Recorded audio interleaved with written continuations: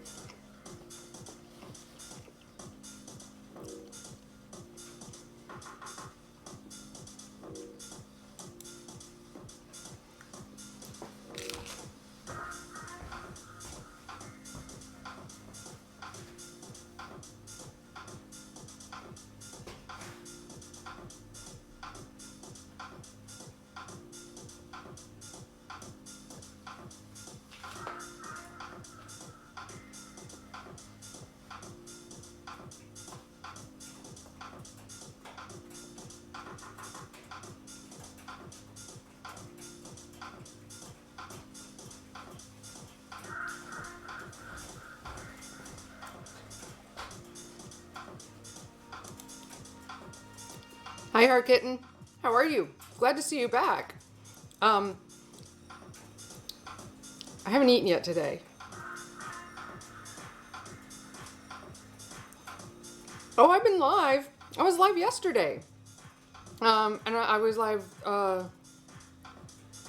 the week before. I did a watercolor. And yeah. Oh, I've been live. I've been here.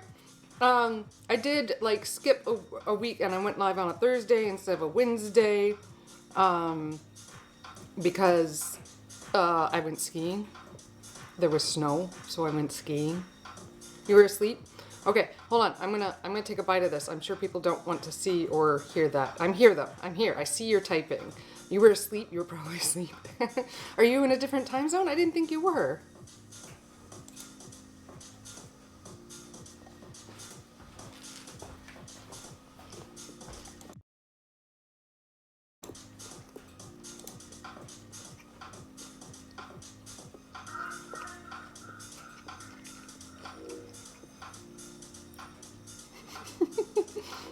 Oh man. Oh yeah, that makes sense. Okay, I'm remembering now. 1 a.m. So do you have like a break, a good break, so like you can stay up late? Or do you usually stay up late to watch my channel, and or do you watch the reruns? Not the reruns, the recording, right? That that Twitch posts. Is that what you usually do?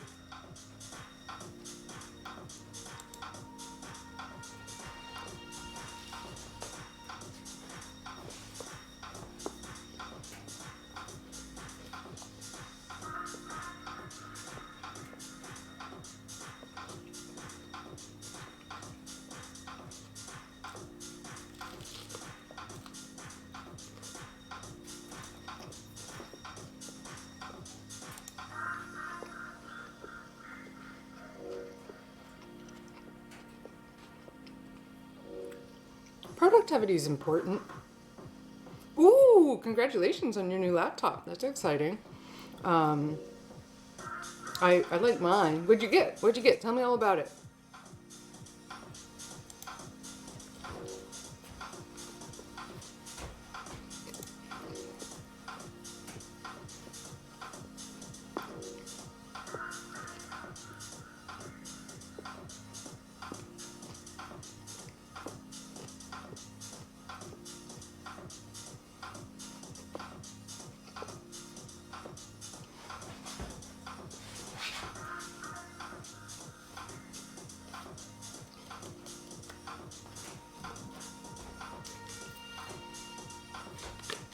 That's awesome. Oh, wow. You usually wake up at 6. Are you waking up at 6 a.m.? Well, today for you? That's like if you go to sleep right now, that's like 5 hours of sleep. Your dad bought you the laptop, so now you can learn art. That's awesome. What a great gift.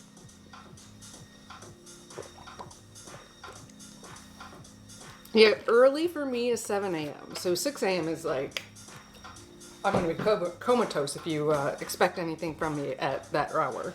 That sandwich was really good. The sandwich was great. So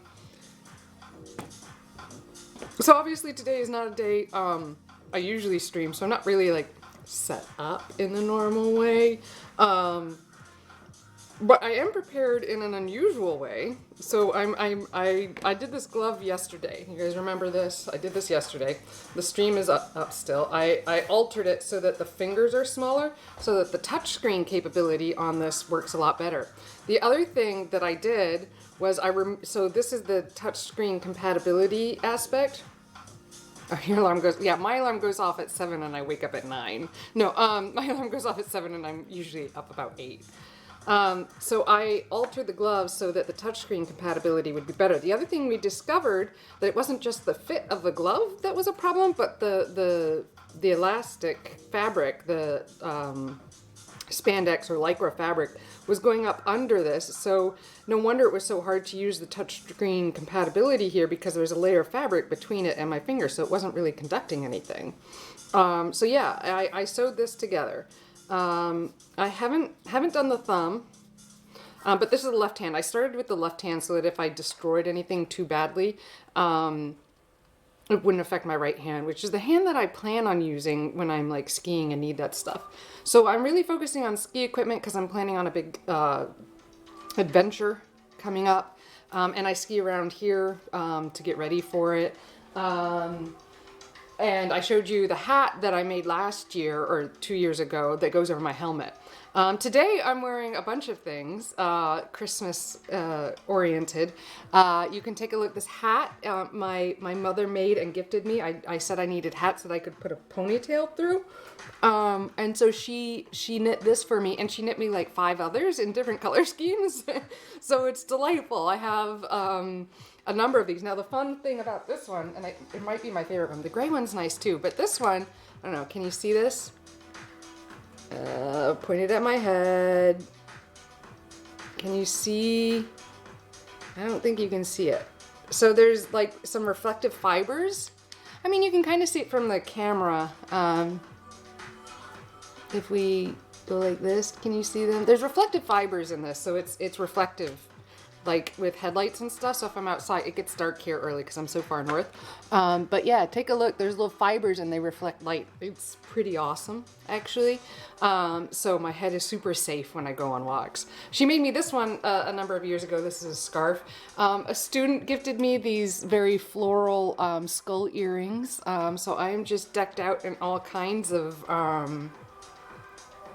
stuff. And I love this bright blue. The bright blue is kind of phenomenal. So here we go. You know, I have different scarf ways of wearing things, but I found this, you know, where you loop and then pull it through. Gives me like shows off that edge that my mother knit really nicely, and it kind of has like a gothic but friendly feel to it. So I like that. There we go. See, look, and my neck is nice and warm and covered. And I'm in New Hampshire, y'all. It's cold, okay? Thanks. My mom is very skilled with fibers, obviously. What my belt is doing weird things. I don't remember it doing this yesterday, but it seems to be doing weird things. Maybe I'll get like a paper clip and clip the belt down. It wouldn't be the first time I'd done something like that. There we are. Better. Ooh, I just got some messages. Maybe it's Twitch telling me I'm live. Is it? What was that notification? Oh, just an email from my video editor. She's getting some stuff together for me for my Instagram and other things. Let's tighten this one more and see if that fixes the problem here. It will. I can tell already. Because now oh, nope, it doesn't. Okay, so I have to move it over. Even every day is an equipment modification. Okay, here we are. Better. That will stay in the way. Oh, you're gonna go to sleep now. Well, I hope you get some great sleep and you have fun playing with your computer. I'm glad you're here, but do get some sleep. You can always watch the recording. As much as I love having you here to interact with and talk with and hear about your learning adventures. Thank you very much. And I hope you have a really pleasant sleep that's deep and feels like 8 hours, even though it's only going to be 5. That's my wish for you right now, Har Kitten. Okay? You rest well. And I'm gonna alter these. I'm gonna alter these gloves. So, last night, while I was waiting for some of my students to sign on, to their class, because one of them has COVID, so we're remote right now. Bye. Rest well. So while I was waiting for them to sign on, I did the seam ripping already. So I've seam ripped the thumb and the pointer finger already. Here we are. And you can see kind of the threads that are hanging out. And the odd thing that I noticed on this is that the pointer finger is actually an angled sew. You see that? But the thumb is straight. See that? Isn't that interesting? I guess we should switch to the one where my you can see more stuff. But so we're gonna re-sew these back onto this, but shortened it just a little bit so that I don't have all that extra fabric in the fingers. So I'll show you kind of what I'm talking about on the left hand. I altered this finger and this finger, so they are fit nicely. These already fit, these two, but this thumb still is loose. I left that so that I could like kind of still demo what I'm aiming for here. So you see this? That's no good with a touch screen. It might even affect warmth, though I'm not sure. Maybe negatively by shortening the fingers. But theoretically now this leather should conduct some of my, personal electricity down to my screen so I can alter this thing. Yeah. I also have some like little repairs to make. There's a hole there and there's a hole there. So I'll like hand fix those. But I've already torn the seams down so that the fingers are kind of octopusing here. Each finger has 4 kind of panels to it. Even the thumb and the pinky only had 3 though, because it doesn't have an outside panel. But the thumb has 4 and the pointer finger, the 2 most important in my opinion to fit well. Panels, yeah, there's 4 of them. So, yeah, I'm gonna put these back together in a smaller form. And keep the conductivity leather. It's kind of like a suede. I don't know. It's a really rough leather, without perforating too far. I do wish, Calvin Dora, I'm going to give you a call out because you're the one who like works with leather, don't you? There were some questions about working with the leather and how forgiving it was yesterday when I was doing this. That I'm sure you can answer more because I don't work with leather all that often. Again, I'm more someone who comes up with a goal and tries to make something that will meet that goal. Not necessarily like a leather artist or a fiber artist necessarily. There are some people who, all they want to do is work with leather, or all they want to do is work with cotton or silk or whatever. But that's not me. I want to work with everything. Don't restrict me, man. Don't restrict me. I can do anything. Yeah, so I'm just pulling out some of these extra threads here. I didn't get to that last night. I did. I was able to coolness grab on my way up here with my sandwich, my scissors, my fabric scissors. So I have those on hand tonight. Afternoon. Excalibur is with us. Excalibur fixes everything. Excalibur will cut sharply and straightly. That's a word. And then I also have these, which are my favorite scissors, the ones I often run around with. They're technically like an embroidery scissor. They're kind of small and brass. I need to tighten this part. I don't know how to. I need to clamp on this and then spin that. They need tightening, but these are my favorite scissors. I carry them with me everywhere. Well, I do when I can find them. How about that? Because apparently they were in my watercolor bag for a long time, which makes sense because I was carrying my watercolor bag everywhere with me. But then I forgot that I put them in there. Yeah, any questions about what I'm going to work on so far? I've also been thinking about that hat, right? And the helmet alterations that I want to make. Should I put that on? I can't, it doesn't go on over this. When I'm wearing the ponytail, it doesn't work. Here, I'm going to put on the funny hat so you guys can see the other project I hope to work on a little bit today. So it's a helmet, right? So that I'm safe when I'm skiing. Must be safe. Now it's going to be a little popped up because of that ponytail. But then I put this helmet cover on it, and you can call me cotton candy, and it's amazing. So, but the problem is that I bought this helmet on discount and it doesn't have ear flaps. Now I'm wearing a hat today because I'm a little chilly, so it's not a big problem, but this is literally what I ski in. If you see me skiing on the slopes, you know who I am. No one's going to mistake me. I thought of it as a Blue Yeti, but Ski Patrol started calling me cotton candy. And yes, and then I learned yesterday from my Hungarian friend who watches me stream that they're aware of the Russian word for this kind of a hat. It's called a Yushenka. So this is my cotton candy Yushenka. And then it has an enormous snap here so that the visor can come down and really block snow, but I rarely ever need that. So, fashion that you didn't know you were going to be getting on the stream. Slightly discolored polar bear look. Yes. I thought Blue Yeti, cotton candy is good too. It's sweet and delicious. So I started thinking about this problem and evaluating the foam I have on hand, and I'm worried that it'll be too warm because what I'm looking for is a level between, just bare ears and the cotton candy Ushenka. So I don't know that I want foam, and I don't want to deaden noise. So I started thinking about this more, and there is this is Velcroable. This lining here. So instead of making something that's thick and foam, I'm thinking I'm going to Velcro.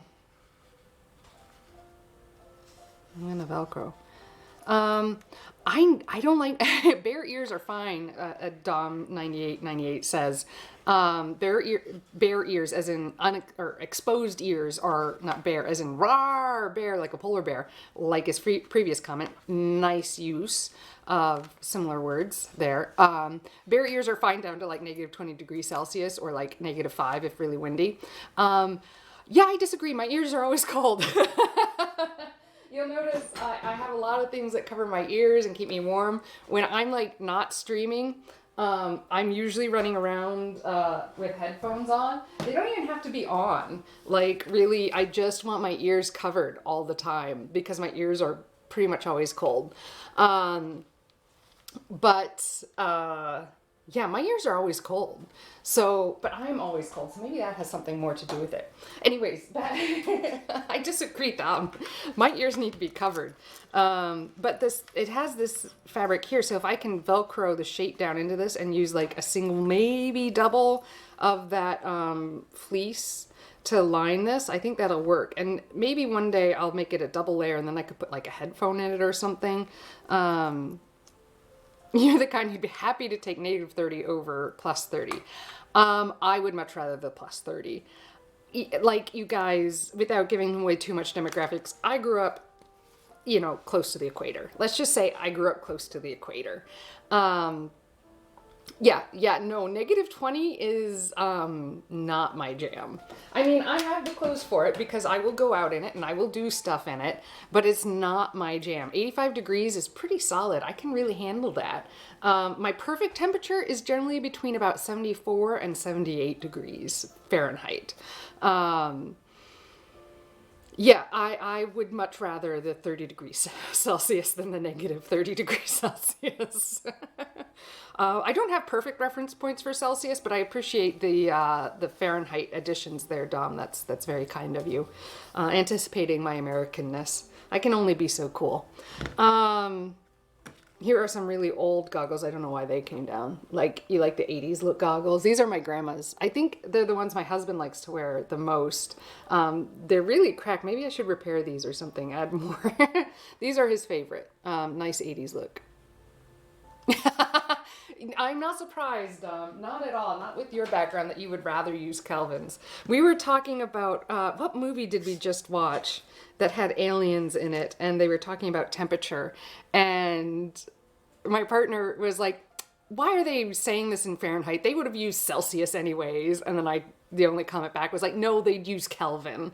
Okay. Our degree reference points are totally arbitrary, and aliens will probably have their own arbitrary measure unless they've discovered a universal standard. But Kelvin is, I think, more appropriate. If you understood that conversation, you were in the right place. I just noticed a lot of people dropped off, and I'm sorry. I'm sorry. You came here for crafting, and I started talking science because that's who I am. Yeah, so anyone who doesn't know me, I teach kids mostly science using art. So anything structural here like this, I am definitely all about it. Brian Brady just started following me though. Brian B. Brady. Oh, do I know this person? I might know this person. Hi, welcome. Thank you for following me. It means so much. I'm really close to having like the required number. Exactly. So Dom agrees with me about this Kelvin discussion. 0 degrees Kelvin is pretty universal unless the alien's time works differently. And theoretically, time could work differently as we've based our time about, rotation. I don't know, okay? Like rotating around the sun. Time is a complex concept that I'm not sure I'm equipped to adequately discuss. I know you guys came here for crafting. And I'm talking to you about science. I'm sorry for the betrayal. But welcome if you enjoy this. You have found your people. People who talk art and science equally. That's what we are here. But we welcome those who just want to listen to us and make fun of us later as well. As long as you learn something, I'm happy. But yeah, so I'm a biomedical artist, and I teach people science using art. Sometimes like in a classroom, sometimes in a textbook, sometimes on a website. That's just what I do. And I'm never convinced that everything is in its perfect form. Hence, I'm altering my favorite pair of glove liners so that they're a little tighter on my thumb and forefinger so I get better screen contact with the technology-enabled type stuff. Gloves are super hard, as we discovered yesterday. The tiny, tiny stitching means I start out with a sewing machine. I do nice, big, long, swoopy things. And then I go in and hand sew it because it's really the only thing that makes sense for those tiny, tiny bits. I don't know how they do this. There must have some really great SOP about the ordering and layering that they put these things together in the factory, but I don't know what it is. And my guess is it's not fingers last, which is technically what I'm doing here. So, yeah, we're going to jump into this. Oh, and then Dom, there's the cesium time standard, but physics and me harbor some degree of animosity towards each other, so I didn't really indulge. So I appreciate physics. I actually never took physics in high school. I took astronomy instead. I know, how cool. I had a high school with an astronomy class. And what else about that? I'm going to seam rip this down just a little further. Yeah, this is cesium. Isn't it cesium? I'm not sure. Someone with more chemistry and physics background, you can jump in and tell us what we're getting wrong here. There we go. So I'm pulling these gloves down, ripping these a little further because I am shortening these, and I only really took it to the point of where this this thing covered it. And that's about it. So you can see that's the finger surface. And I want to take it to about here. Do you see that? And that's what we're going to do. So first things first, I'm going to pin this like this. The other thing we discovered, joy of all joys, is that with this type of sewing on these really tiny pieces, we really need to pin in parallel instead of perpendicular like I would ordinarily pin things.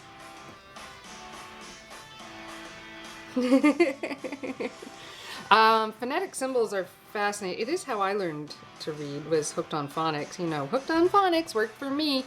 It's a commercial. I don't know. I was homeschooled, so I didn't go to public schools, and I learned differently than a lot of people did. I poked myself. First poke. Count it here. And pin that down, just like that. Actually, I'm going to pin these back for a second, because I just need that moment so that you guys can see what I'm doing. Here we go. And my glass head pins are my thinnest pins, so that's what I'm using here. There we are. Nicely done. Here we are. Cool, just like that. See it? Yeah, and we'll sew up this, but we're gonna sew up that with the finger on top because we don't want to sew multiple times through this very nice, thin, delicate leather. What happens when you sew through leather multiple times like that, you perforate it. And just like an old school stamp, like and people today don't understand that stamps, like with those little circles on the edges, are because they came in these like pre-perforated strips of paper with glue on the back and weren't stickers. And so those perforations, you give enough of them, that leather is going to tear right along that. Now I can see them with my eyeballs. I don't know if you all can see them, but there are perforations here. So if I put this behind, oh, that's nice. That worked nicely. You can see those perforations. And we don't want to add more perforations here because the leather is going to tear along this. Okay, so Dom is mostly self-taught English. Good job. And a Welsh fellow helped him as well. I have a Welsh friend. They are hilarious. Yeah, English trying to go with the way that they look like they're pronounced, it's not going to go particularly well for you. I'm sorry. Yeah, I have a Welsh friend, and I really enjoy their presence. And they turned me on to a wonderful author. Oh, let me think of his name. Let me think of the author's name. If you like Welsh humor, books that use writing as time travel. This is gonna sound weird, but you gotta read it. And books that maybe have cheese crime syndicates, genetic modification, mammoths, Neanderthals, and lots of classic books, then I know his name. I've had conversation with him. The author of this book. The Friday Next series. So the Thursday Next series. Cheese Crime Syndicate sounds more like a French thing to have. You know what? You're right. It does.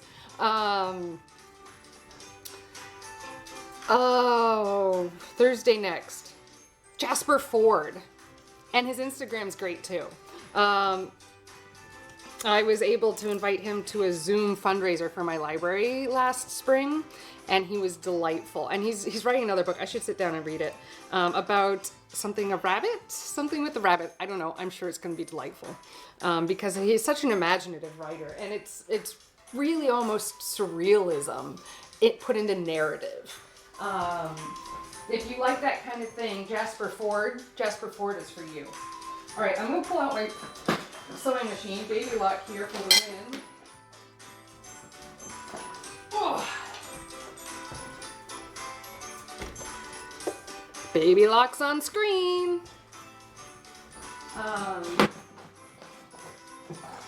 Coolness. Yeah, here we go. Plug her in. Put the plugs over here so it doesn't disrupt my cameras like it just did. Shh, don't tell anyone. I'm a professional. I know what I'm doing. Not really. That's called sarcasm.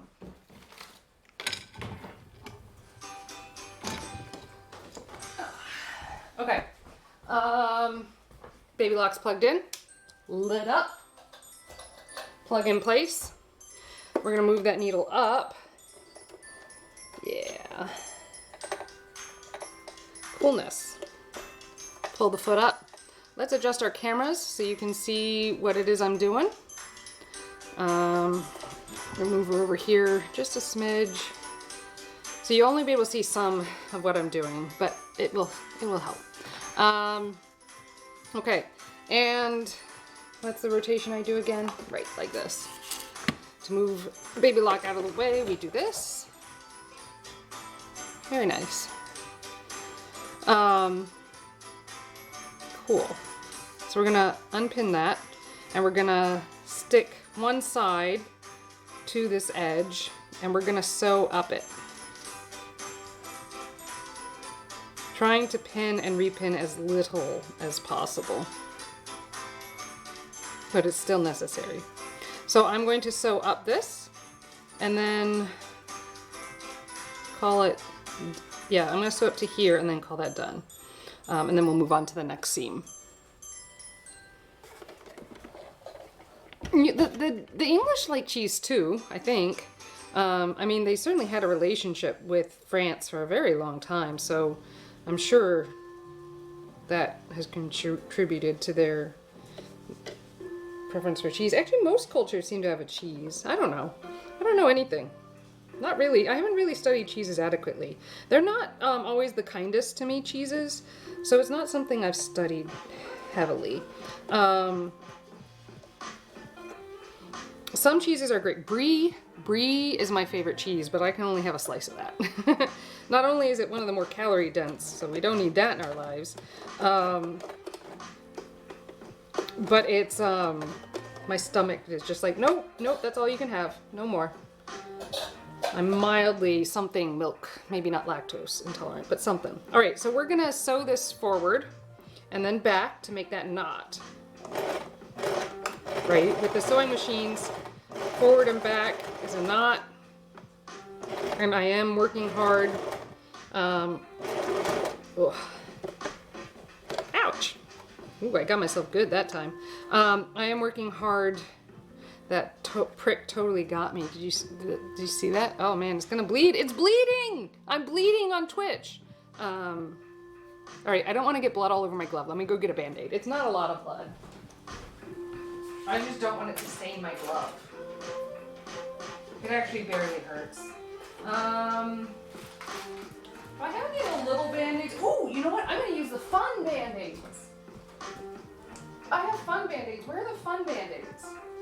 Because when kids hurt themselves or don't really hurt themselves, even if there's no blood, if you give them a fun Band-Aid, they get over it much faster. So I've got unicorns and and space. I've got unicorn and space. I'm feeling a unicorn mood.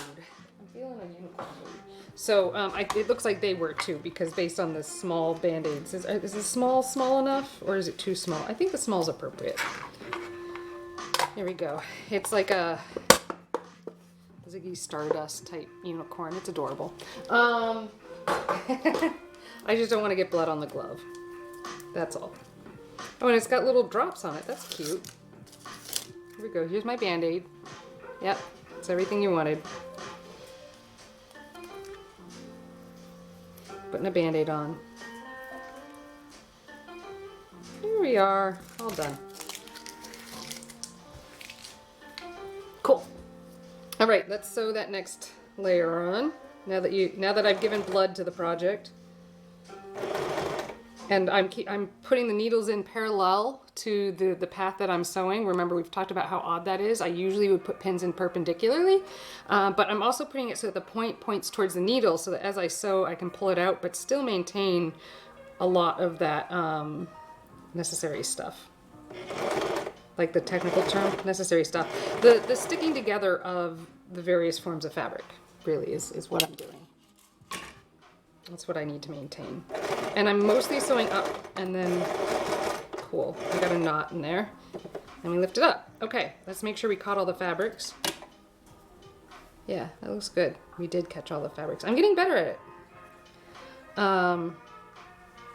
Cool. Next I'm going to mark where I want that finger to kind of end and roll over. Because I'm going to get confused by that here very soon. So this is the curve of the finger that I'm going to keep working with. Can you see it adequately? Let's move you down. Yeah, that's the curve. And so I want to mimic that onto this. See that?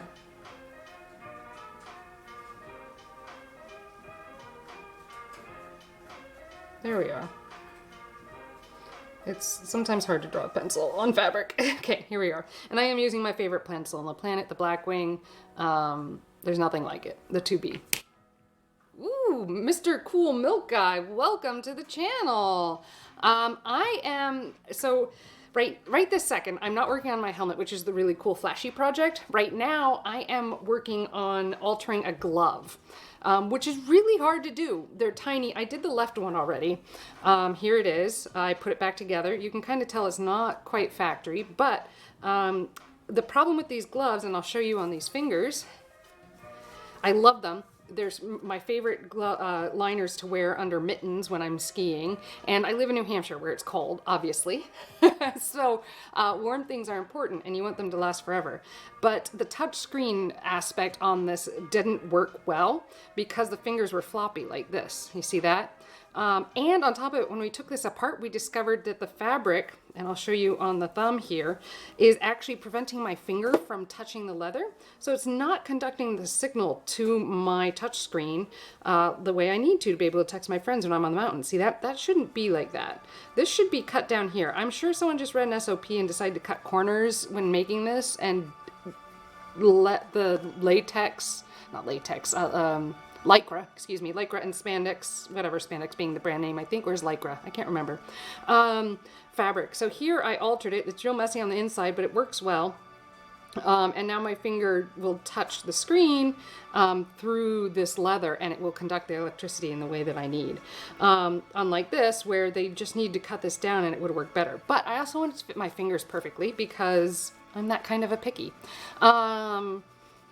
So that's what I'm doing. Mr. Cool Milk Guy, what brings you here today? What kind of streams do you like to watch? You can say hi to Dom. Dom's a longtime viewer here with wonderful insights into things that I'm not as familiar with. So he's a great addition to the stream here. What do you like to watch, Mr. Cool Milk Guy? There we are. See that? So I'll probably eventually alter this thumb, but it's lower priority for me now that I've solved it because I altered these two fingers. I need to get my right hand gloves going really well. Oh, you followed! Mr. Cool Milk Guy, thanks for following me.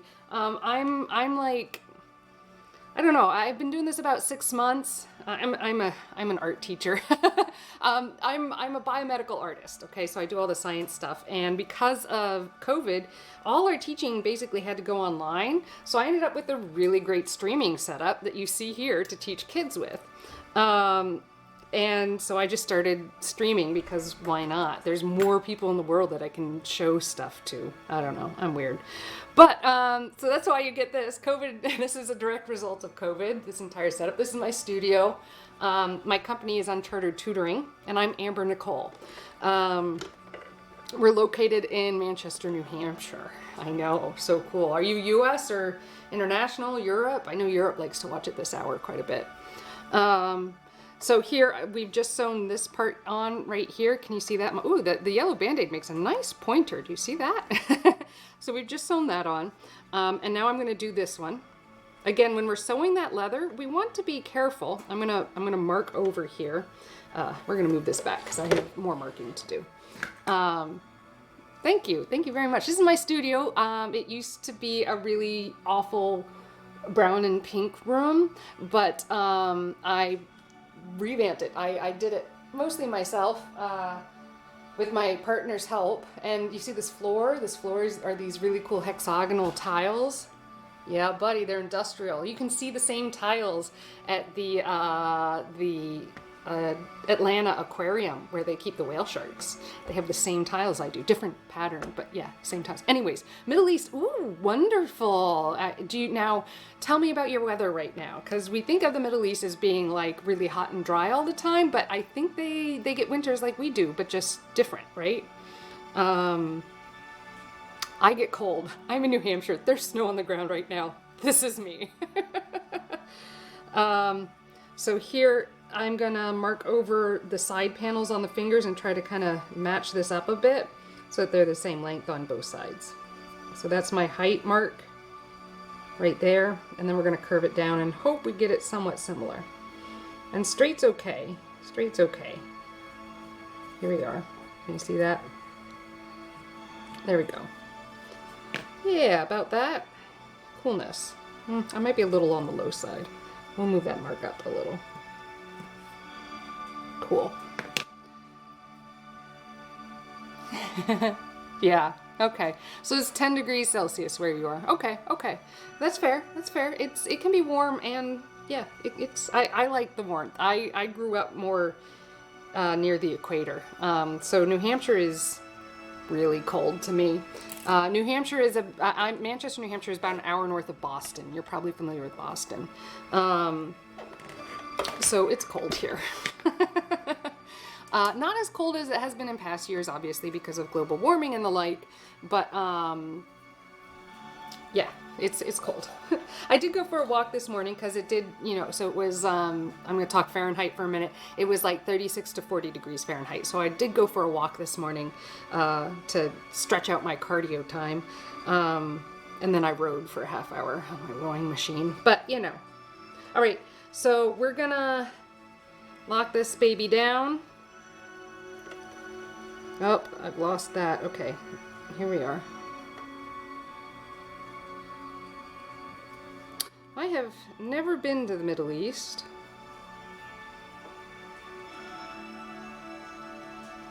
Read a little bit about it. Love the archaeology. I would love to go on an archaeological dig one day. That would be cool. All right, so here, we're going to sew this right here. Okay. Cool. And again, I'm pointing the pin towards the needle here. Because as I sew, it's going to push the pin out, and that will lend it as much stability as long as possible, while not getting sewn over and breaking my needles. Because when you break needles, you should be wearing eye protection. Here we go. So forward just a little bit. I'm going to hand roll the spinner, the wheel on the back, move back, because that's how you create a knot when you're sewing. And I do have better sewing machine views. I just took them down because we stopped sewing for a bit. Maybe I should stick those back up. I have lots of cameras. You try teaching kids to paint and make slime without a billion cameras. Tell me how it goes. They need a billion views to understand what you're doing because they're in development, right? Kids are in development and we want to give that to them. So here we are. I've sewn it up. Did I accidentally sew something I should not sew? Nope, here we are. Here we are. So we're reducing the octopus a bit. And nice, nice. So it's getting smaller. The next step is going to be to fold this part down. I know this looks complicated. I know. And pin this here. Yeah, buddy. I've done this before now, so I know what it is I need to do. And we're going to sew that down. And I'm going to grab another pin to pin it in place. And I seem to have lost my pin cushion, so I don't know where that is. So we're using loose pins right now. Nope, not that one. We want a glass head pin because they are my thinnest. And with gloves, you want your thinnest pins. Notice how many of those pins are a little bent because I sewed over them. Don't do that, people. I'm telling you. You don't want to do that. It destroys equipment and you need to wear eye protection. So we're gonna pin that into place here. I'm actually gonna pin several different rows like this. And we're gonna call that good because this tip of the finger, I'm just gonna have to hand sew. There's just no getting over that one. I really wonder what the SOPs are for making these gloves in the factory because this is some tight sewing. It has to be that the fingers are sewn first and then everything else is sewn afterwards. It's the only thing I can figure.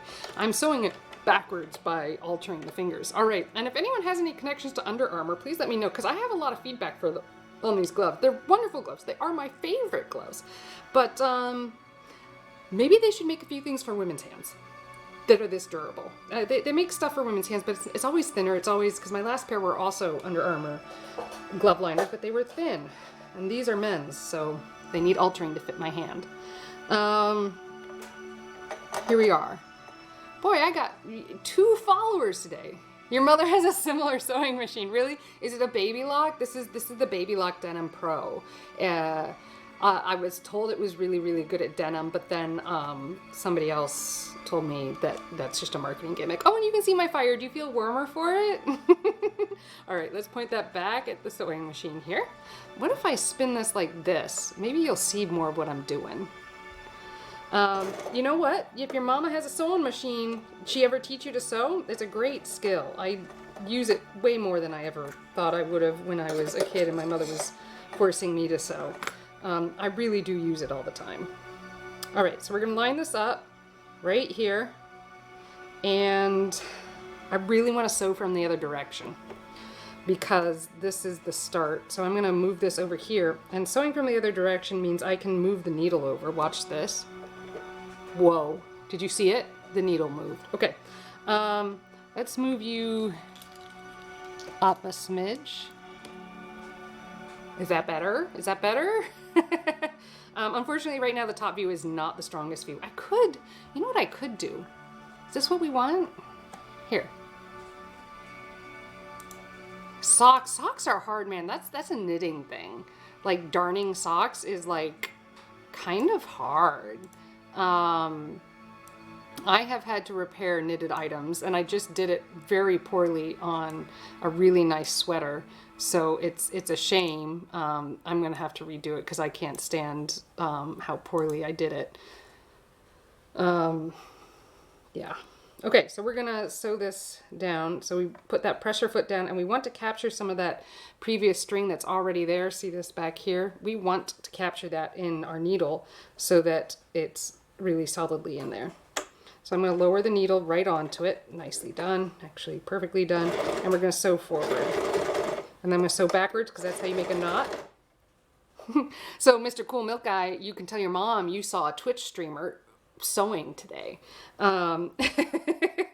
If she knows what that means. And now you want to learn to sew. And so now my pin is going in the wrong direction. So that's fun. We're just going to switch that, even though it means poking through the leather an additional time. Okay, and so straight.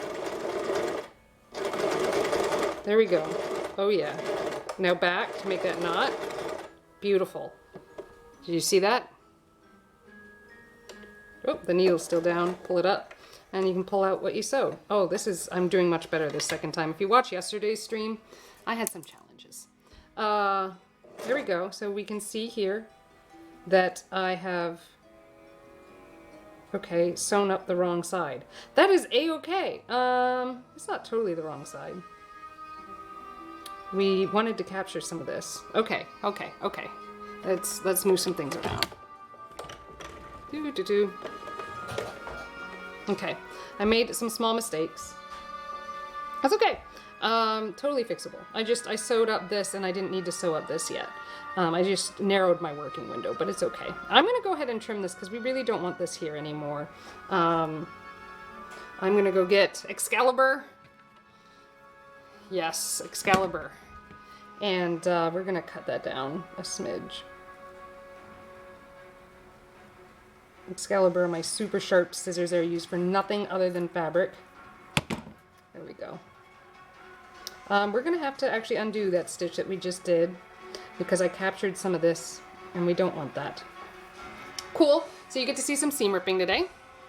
I will use my lighted seam ripper because stuff, and it helps me see. The magnifying glass sometimes let you all see what it is I'm doing. Maybe I should just do this and let's, can I duplicate this scene? Duplicate for camera, and we're just gonna put it here. It doesn't want me to move it. I need to move it if it's gonna be used. Okay, for camera copy will be this view. And then the original will be this one. You like what I'm doing here? I'm making life complicated.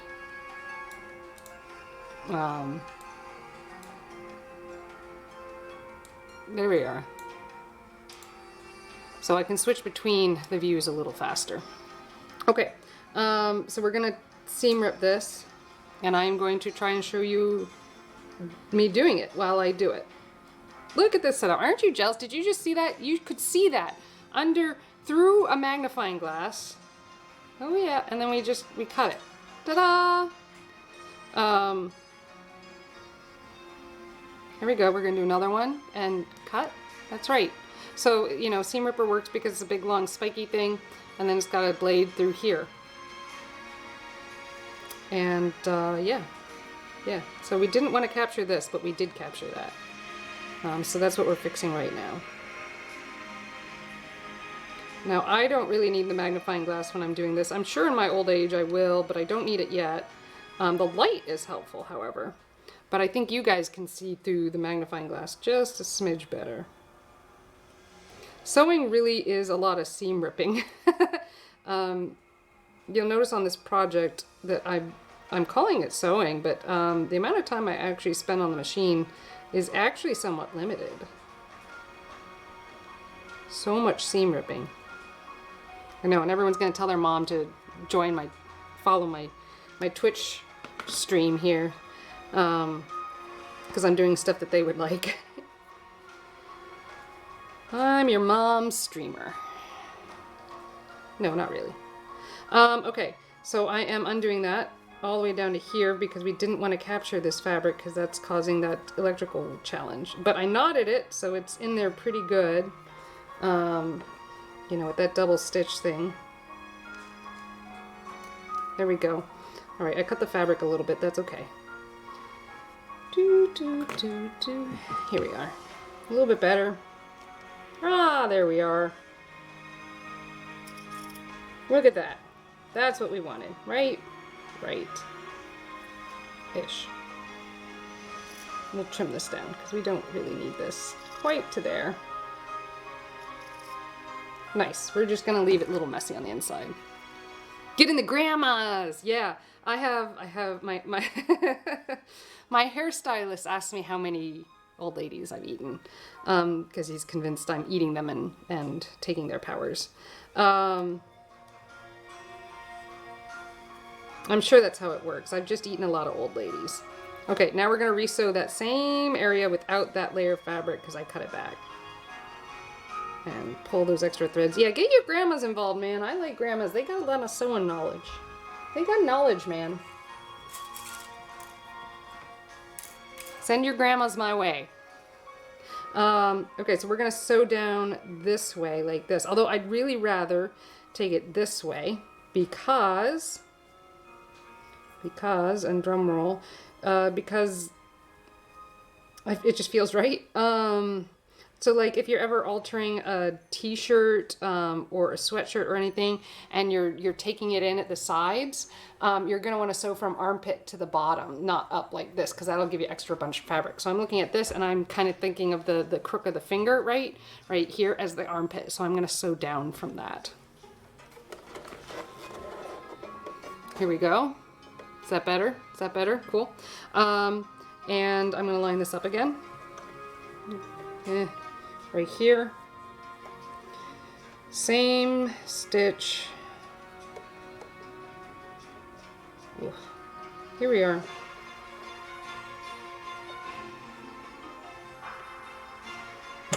Cool. Now we're locked in there.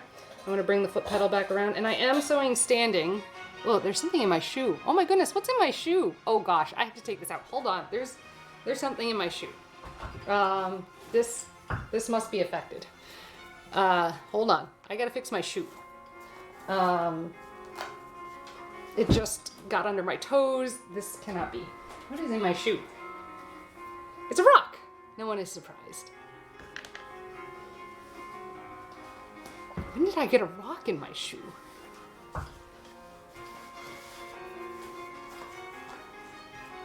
There we go. Tie it back up.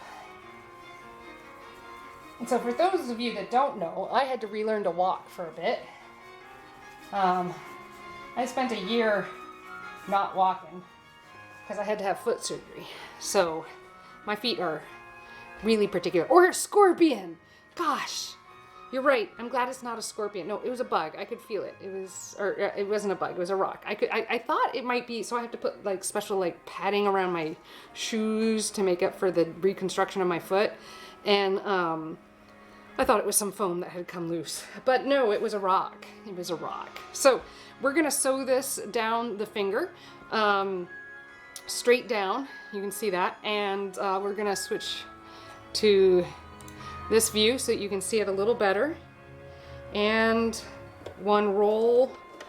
There we go. So we kind of get it started, and I'm sure that my needle is where I want it. We're going to sew forward, and we're going to sew back a couple stitches and sew forward. And hopefully while I'm sewing forward, it'll kind of push that pin out a little, and it is, but I'm going to pull it more. Here we are. Nicely done. Okay, totally legit. I like it. Good job. Bugs are fine as long as they don't bite and sting. I kind of get about spiders, but I know that they're good, so I try not to, but I do. It's just life. Okay. Most bugs don't bother me, but scorpions can make me... I did grow up closer to the equator, so I went a little far here, but that'll be okay. No, it won't. I'm gonna have to take it back a little bit. Lots of seam ripping and sewing, especially when you don't have a pattern and you're making it up.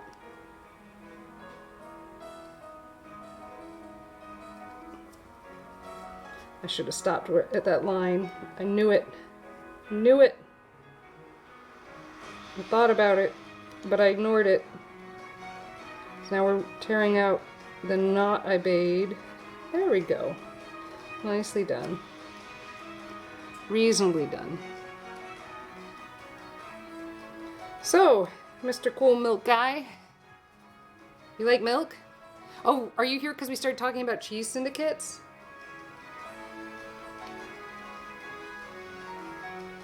There we go. There's a I think he's Welsh author. This is like heart surgery, but you can make mistakes.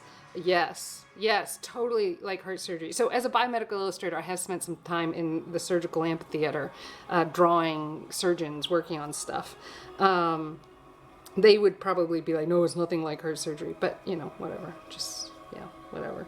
Yeah, we started talking about a cheese syndicates out of Jasper Ford's books in the Thursday Next series.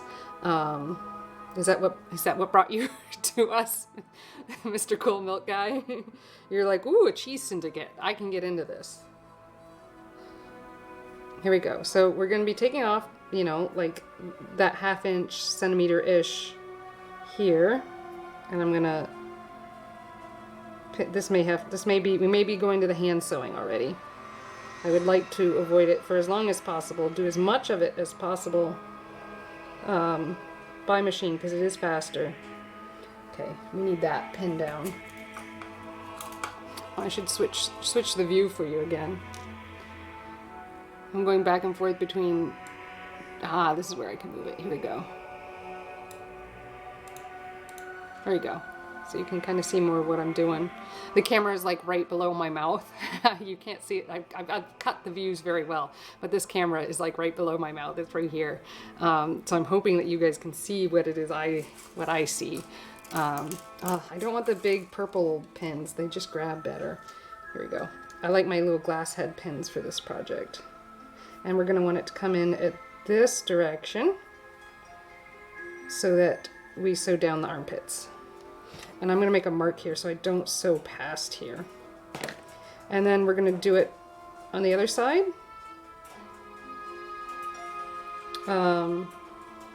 Yeah, let's do the other side. All the way up, pinching it through. Come on. You can do it. I believe in you, fingers. It's like I need little kid fingers. I need some of my students in here. Okay. Hee. It's so tiny. Your family likes milk. Oh, I don't digest straight milk very well. I'm an oat milk kind of girl. You know, stereotypes and all. No, I'm vegetarian. I eat cheese and eggs. I had some manchego cheese with my lunch today. Yeah, I mean, you know, it's milk. Like, lots of people like milk, right? It's just, my stomach does not. So, milk is not my friend.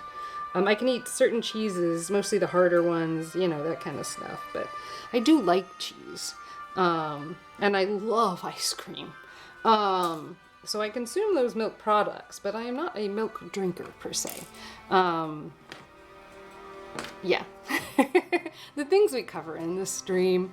There we go. So you can see the shape of the fingers starting to maybe look like one of these, just a little bit, right? But it's got that black technology stuff. So we're gonna mark where we want to end that stitch so we don't go further than that, because I need to hand sew past that point, and I really don't want to have to seam rip more.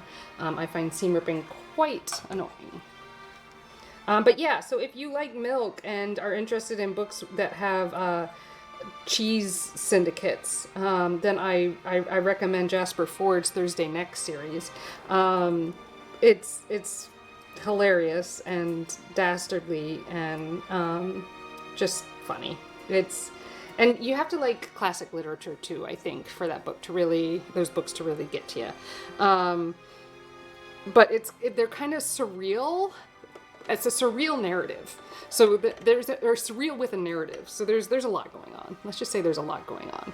All right, let's switch this back to here so that you can see what I'm doing with the beautiful woman voice in the background. This is all music that I just happen to have a license to because I bought it and I used it on Instagram or something. So it's really, really random. It just depends on what it is I'm doing on Instagram. Yeah, if you don't follow me on Instagram, do check it out. You get to see my students on Instagram and the stuff that they're making. And today was a video about them making bouncy balls, which we did in class and was absolutely delightful. There's one kid in that class who just cannot express verbally enough how much she enjoys the class and enjoys making all the things she does. So do check me out on Instagram. You'll like it. It's adorable. All right, we're gonna do that first stitch again by rotating the wheel, and then I'm gonna go backwards by foot, not the wheel. Okay, I'm not loving this right now. I'm gonna move it over. Not loving this right this second. There we are. We're gonna try to start again. Cool.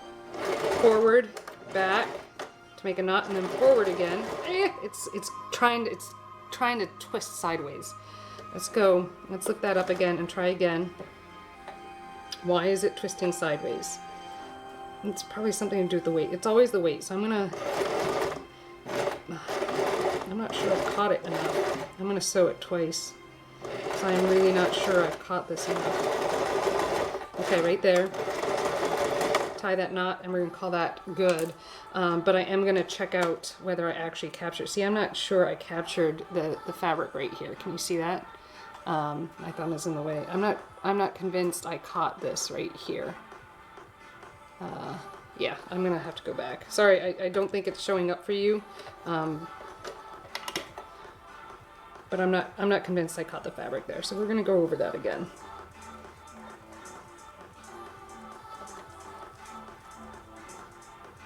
Oh, good. We're gonna have to seam rip that anyways. No, we're not. I don't know. Is that the top of the finger? If that's the top, I've caught some extra fabric. So it folded. That's probably why it was doing what it was doing. I'm gonna have to seam rip that. Oh, I'm getting a phone call, and I didn't recognize the noise because it's the Nutcracker. We're good. We're good. I don't need to answer that. I was like, I kind of hear the Nutcracker in the background. What's going on? Dance of the Sugar Plum Fairies. I was like, I don't remember those little bells in this song. All right, we're gonna cut that out. Gosh, I went over that 100 times. I should have checked it sooner. When it wasn't sewing straight, I should have been like, what is going on the other side? And I didn't. And now I have to tear up several annoyingness here. Oh, this is going to be great.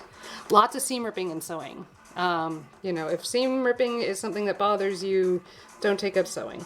Because you're constantly making mistakes. Even when you follow a pattern and stuff, you make plenty of mistakes.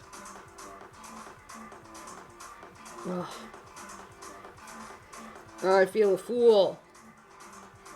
I should have checked. Okay, let's try it from the other side because I'm not getting under it over there. And I really, really have to be careful to only cut the thread and not the fabric because I don't have any extra fabric to throw into this. If I start patching it with other Lycra, I'm pretty sure it won't be quite as warm. And my other Lycra is red. Just saying. So, I mean, it might be red with skulls on it, but...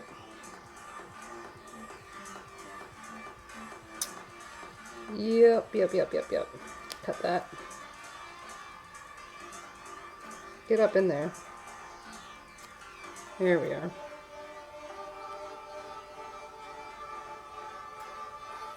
Oh, this is annoying. Oh, I get so frustrated when I have to seam rip. I'm doing it a lot.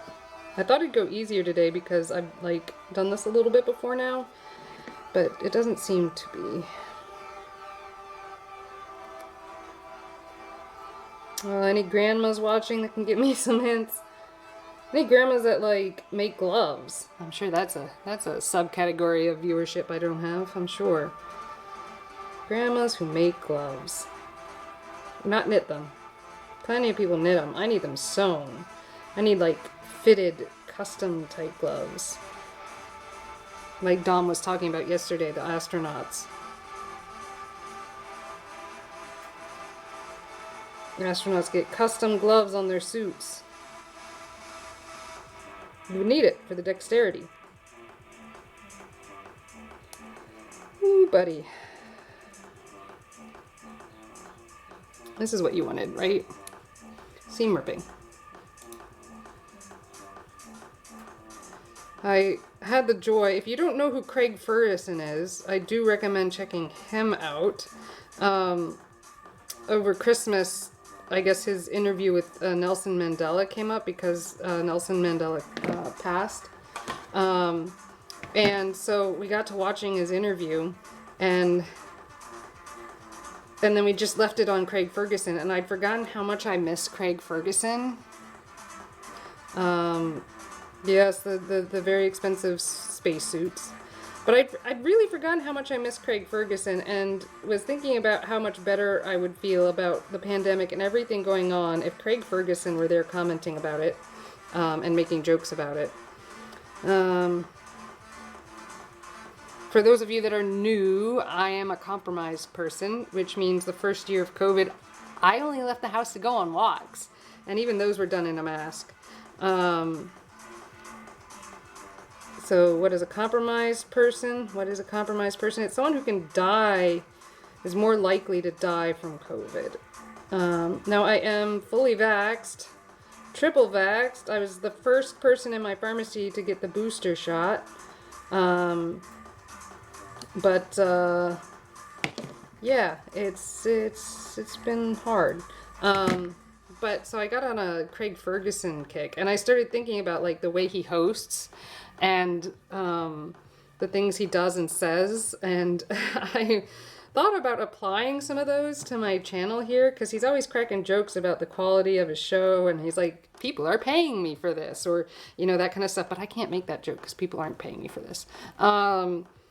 but I don't know, like his little puppets and like, dude, the man was a genius. The man was an entertainment genius. He is an entertainment genius. He's just not on late night anymore, which is fine. He's allowed to set his career goals and do things. But, you know, I miss Craig Ferguson.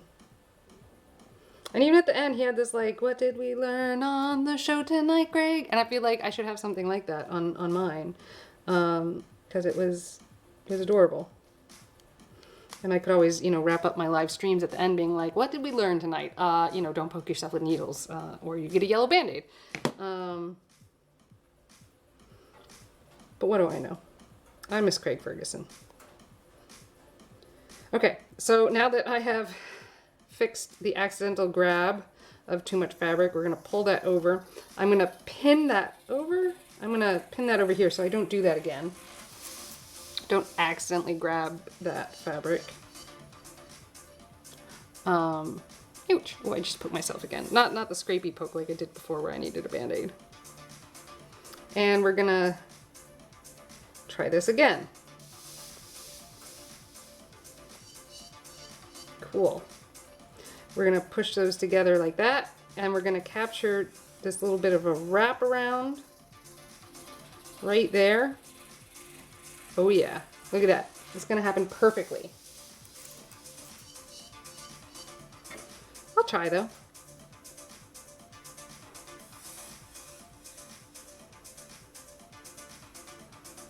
Cool. And we're going to stop the sewing right there, so I'm going to mark that again. Remind myself that yes, I actually in fact said I wanted to stop there. It's not just in my memories. Okay. Spinning you around. Coolness. Yes, the space suits cost much, but we want those people protected. Space is kind of scary when you think about it. Oh, and I am sewing on the wrong side. So we are going to mark here. And there we go. To sew down on this side, I need it like this. Okay. We're going to start further down and trust that that fabric is pinned over on the other side, so I'm not going to accidentally catch it.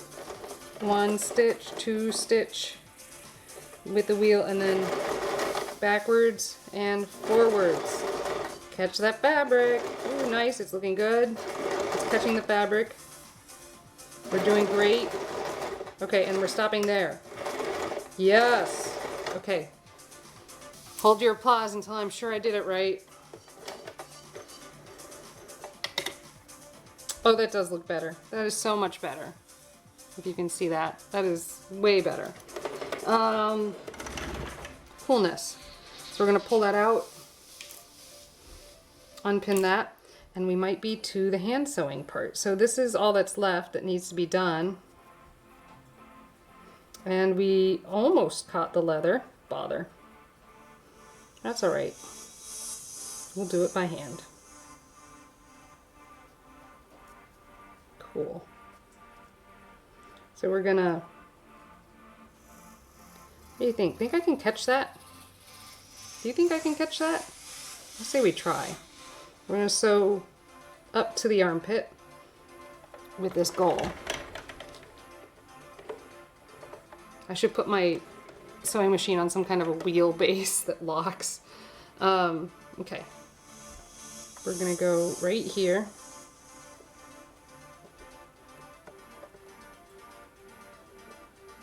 Right here.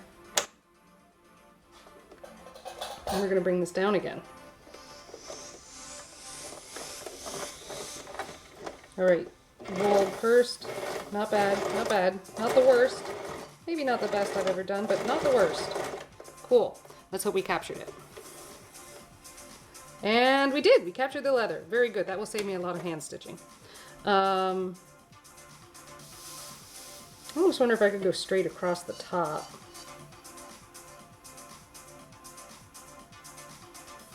Can we pull this in? Sorry, I'm finagling with my fingers. Finagling with my phalanges over here. And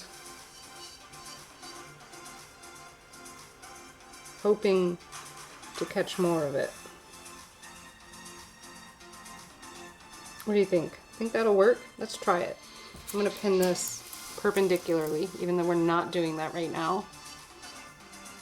But I think that's what needs to happen.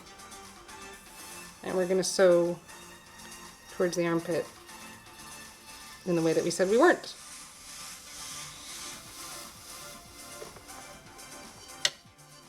Yeah, like that. We're gonna reduce my hand sewing. Okay. Ooh, yeah. I sewed over that pin though.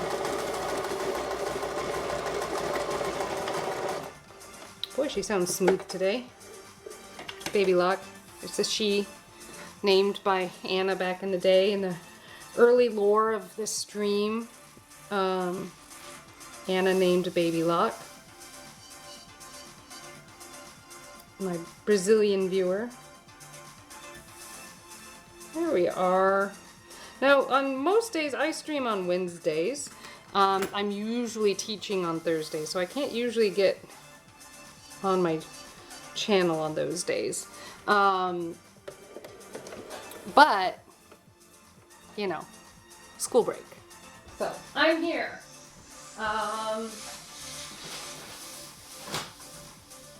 Let's look for that hand sewing needle again. Where did I put you? Surely I put you someplace that makes sense. That won't be hard to get to. Aha! That is exactly what I did. Let's hand sew this.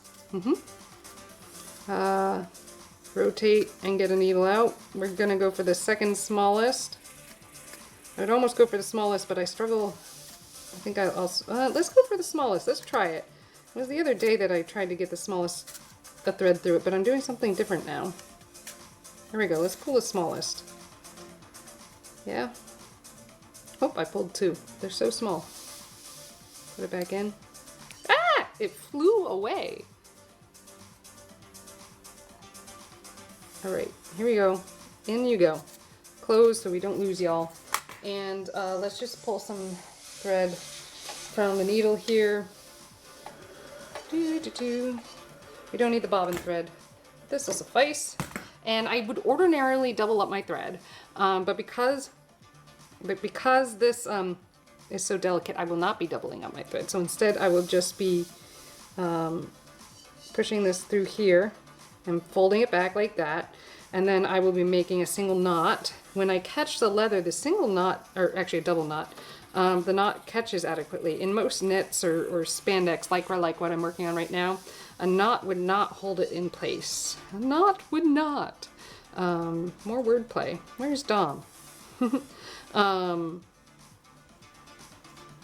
we are. Pulling it through.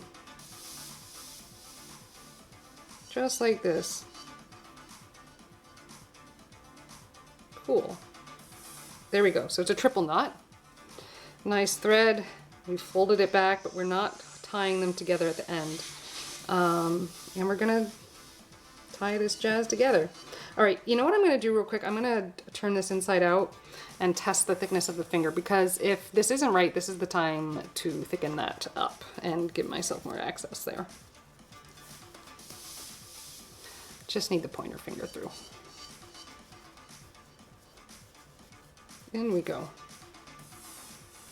There's still some extra fabric in there that I will clean up and cut out.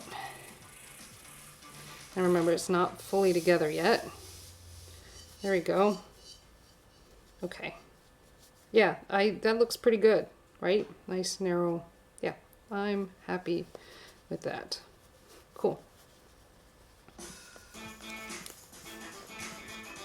Mr. Cool Milk Guy, thanks for stopping in. Oh, thanks.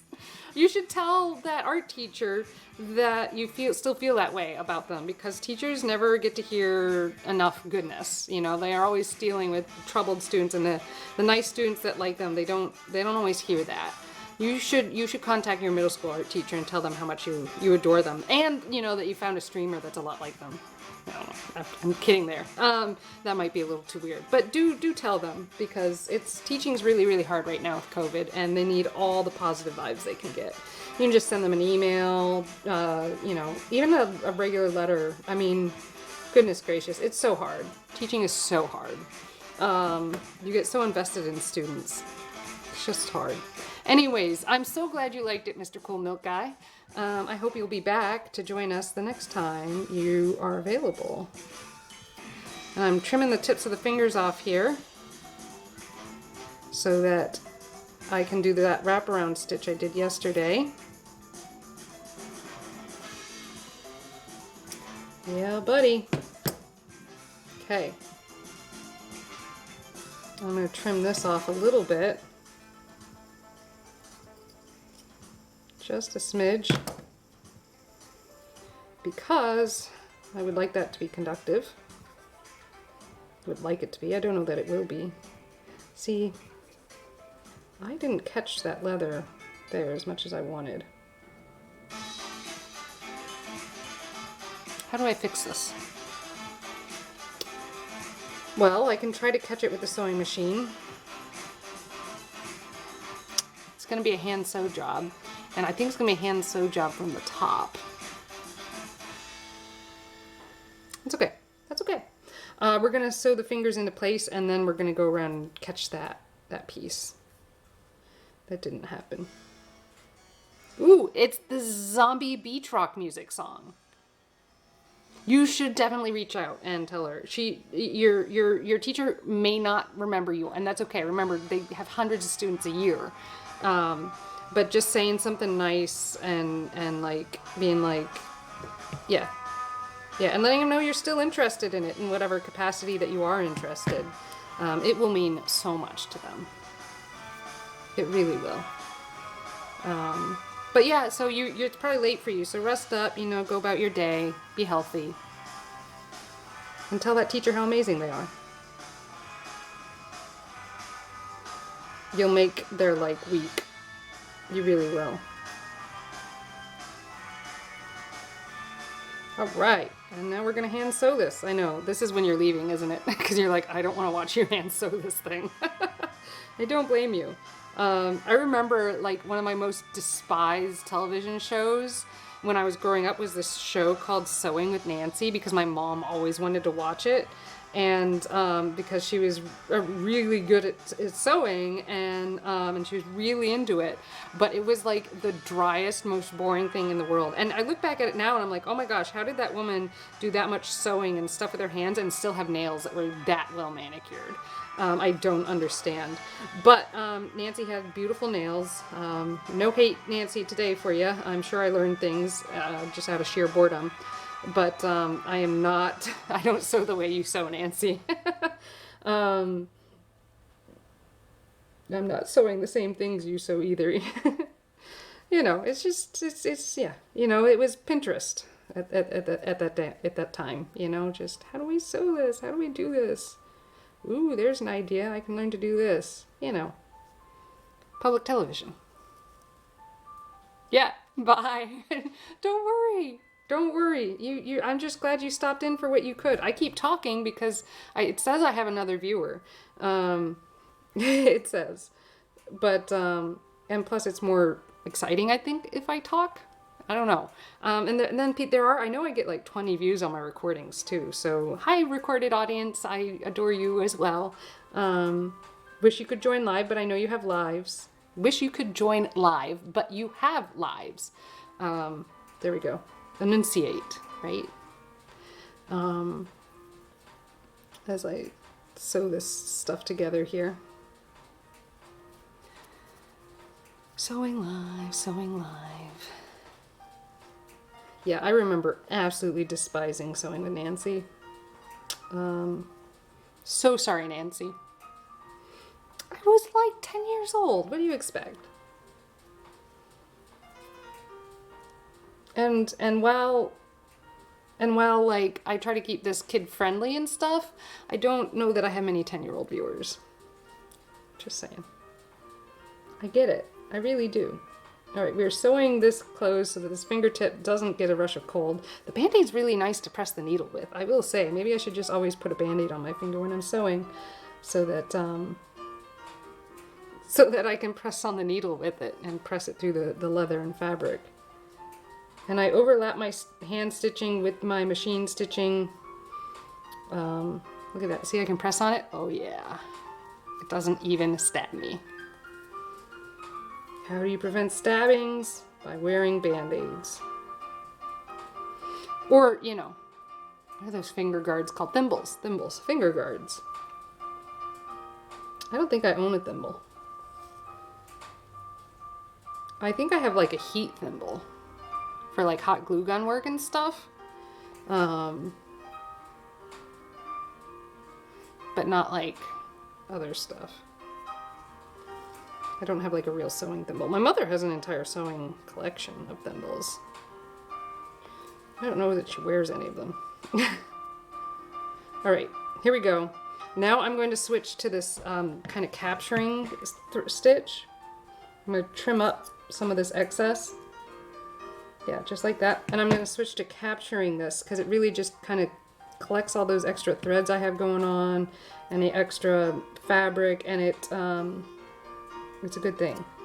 So, and then it double stitches it in. So extra durability, that's what we're going for, because these are sports gloves. These are sports gloves.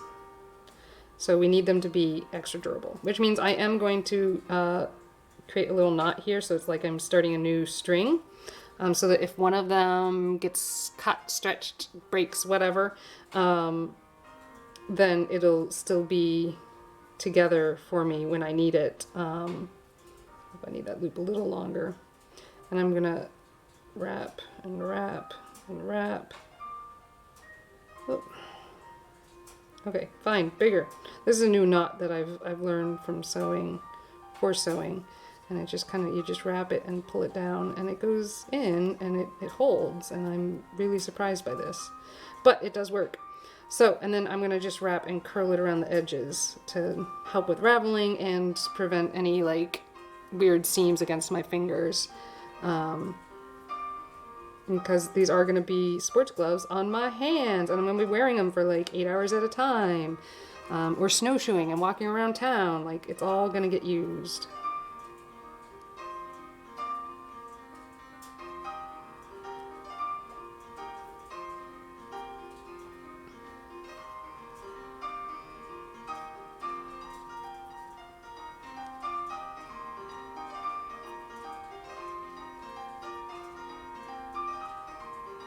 Cool.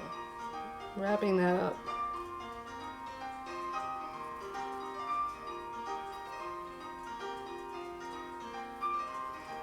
Really wrapping that around. You like this piano concert music? It's not the usual vibe of my channel. I mean, it's a song I always play, but I did get some more music. I need to download it and add it to my collection here. You guys hear it on Instagram. I'm sure you'd prefer some diversity there. Make watching me a little more interesting. I just really don't want any copyright infringement, you know? No marks against me. Plus, those artists made those, and they deserve to get, you know, everything that they should. Support your artists. Support local artists. Support your favorite artists. Support your artists that play your music, that you play on your channel. All of it. All of it. I just get it from Adobe stock. I'm sure there are other ways to get music, but it's the easiest way for me as a graphic designer. Artist, illustrator person. I know when I looked into it, like seeing like, oh, I could put stock images in Adobe stock, it was like not worth the time and effort to do it. So I'm sure it's similar for musicians, but surely there's a way to monetize it appropriately. Here we go. Wrapping that around. Pulling it through, and then it just collects all those extra threads and kind of pulls them into a line so that any bulk is all in the same spot. Here we are. Keep wrapping.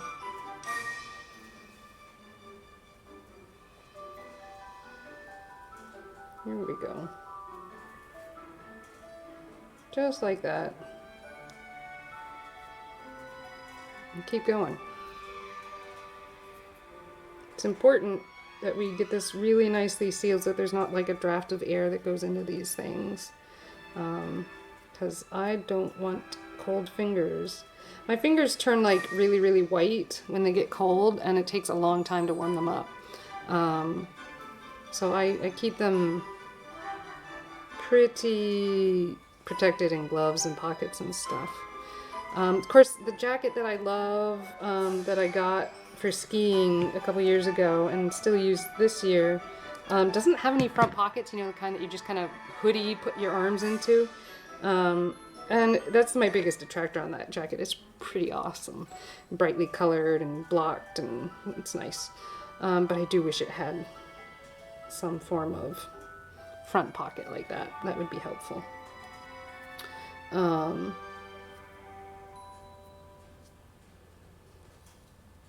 There we are. Around we go.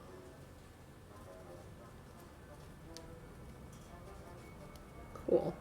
Just wrapping those edges so that things stay tight and I get a double stitch basically. Ooh, there's a big airplane going overhead. I can hear it. Can you hear it? Maybe. Looking at the microphone, I think you guys pick it up. So just wrapping this edge. I don't know what you call this stitch. I'm sure Nancy knows.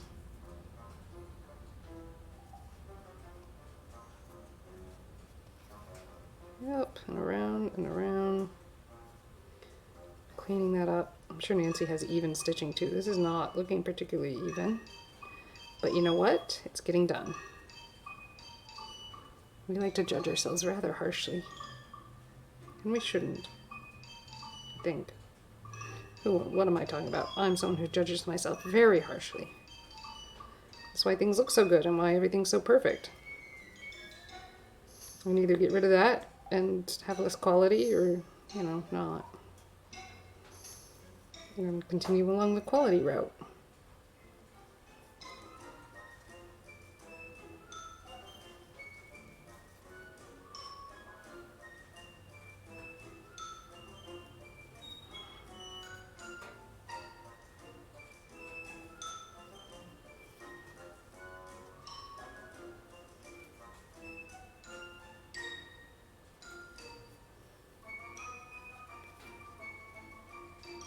There we are. Really wrapping that down. And I do want to go past the leather finger pad. That helps with that conductivity stuff. Just because it seems like the right thing to do.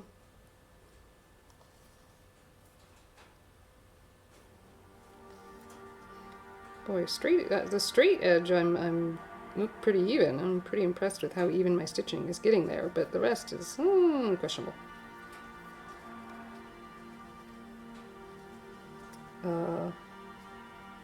Cool. It's looking pretty good. We're gonna end it here. We've gone past the leather, I think. And let's tie it off in a knot.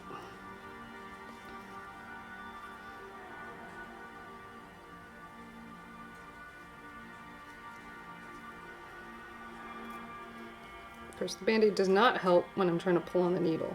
I will say that. So, be aware. You know, Band-Aid is symbol, sure.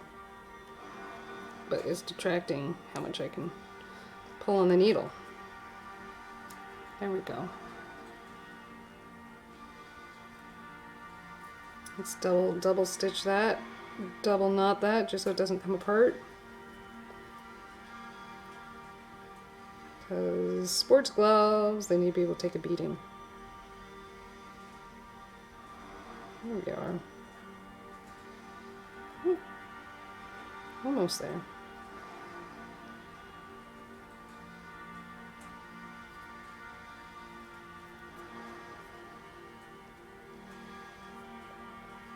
There. Nice and done. Okay, and then I'm going to trim that down. Cool, and we're going to move on to the other side and do the same thing, because the finger, apparently per this pattern, has 4 sides. We're going to get more thread. We're just going to pull it straight from the needle. Oh, and I'm pulling it from the bobbin, which I don't want to do.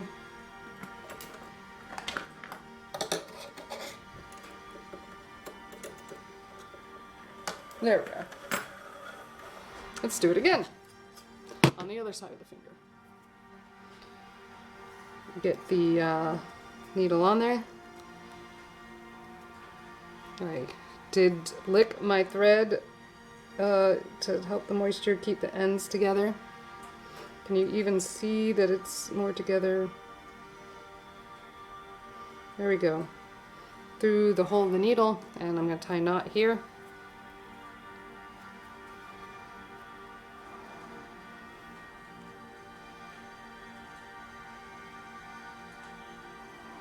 Just like that.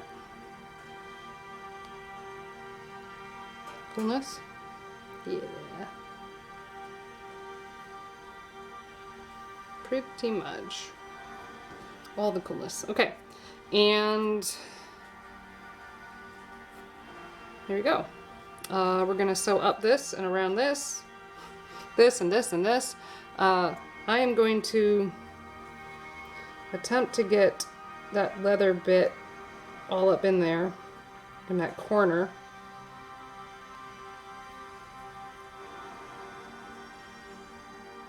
And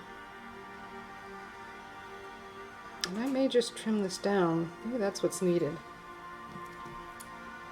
So I'm having a tough time getting in there. Yep. I'd like to catch it if I can with this hand stitching so I don't have to go in from the top and give a rough texture. But I don't know that that's going to be how this goes. I really don't. Okay, there. I think I've caught it. Right up into that seam. I don't have it. I thought I did. I don't. Okay. Yeah. Yeah, like that. Cool.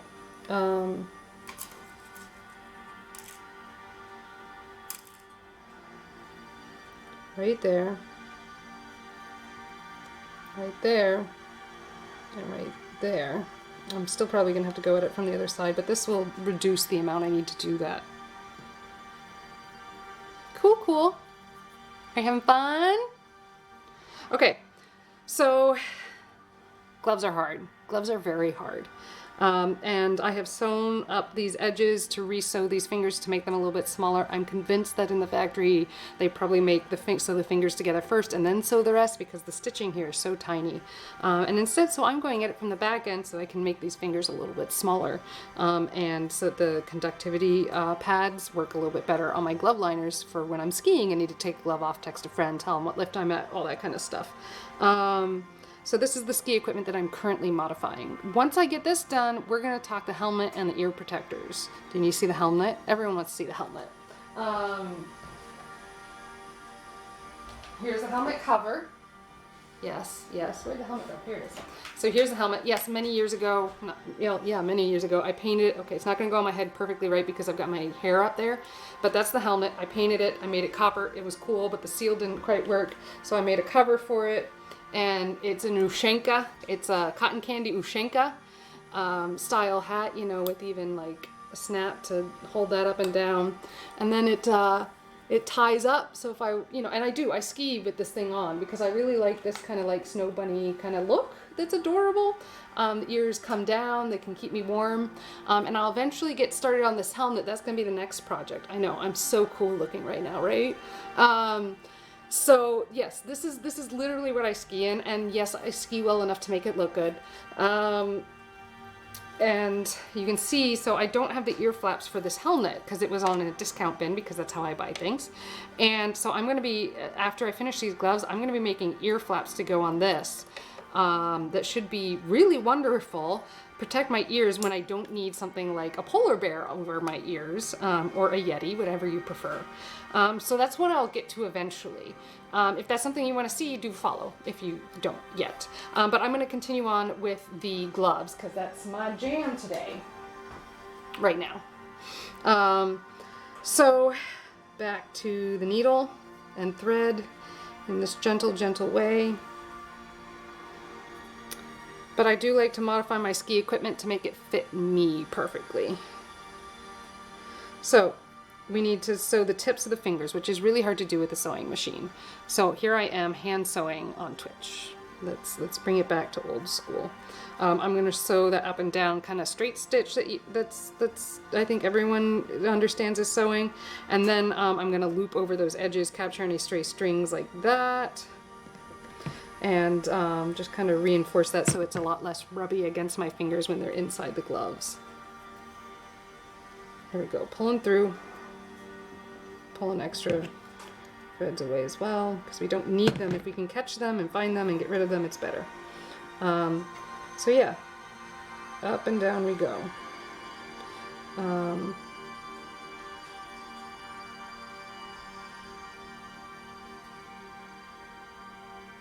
Just sewing a bunch of really straight stitches here that are reinforced by the fact that there's a sewing machine stitch here. Now, I can't seem to grab the thing. I can't grab the needle. When I can't grab needles, I go grab pliers, and then I can pull it through. Here we go. So when you can't pull a needle through fabric, you grab a pair of pliers and pull it through. It happens more often than I care to admit. The Band-Aid makes it harder. But I seem to sew through a lot of tough fabrics, so that probably also contributes. Alright, let's do this next bit. You know what, I'm going to trim some of those threads that I can tell are not necessary. They're getting in my way. There we go. Oh, where'd the needle go? There it is. And in we go. Yeah, just like this. Up and down, and then we're going to come back around and loop it, you know, so we capture the edges, and that will just solidify that inside hand feel a little bit.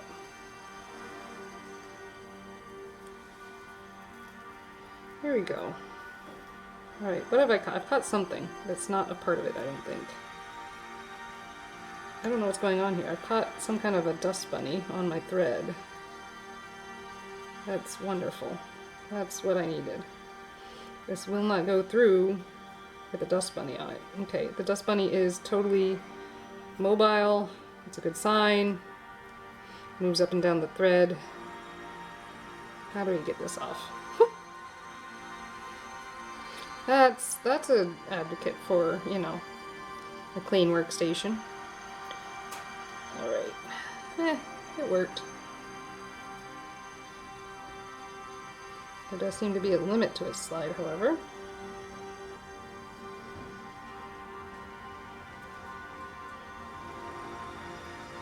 Oh, this is so much harder to do standing up on camera.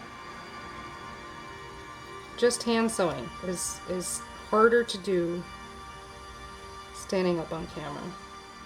Okay, so that's the thing. Let's keep that thread close to my finger and see if we can trim it off. There we are. That's looking better. Oh, it's getting thin. So this is an important part of this thread? I'm a little confused.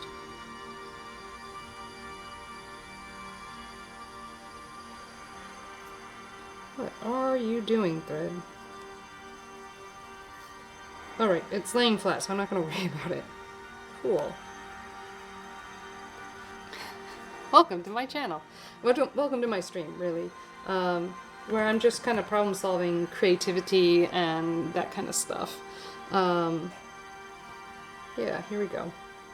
And in this case I am making, well, I'm working, I don't know, making is the wrong word.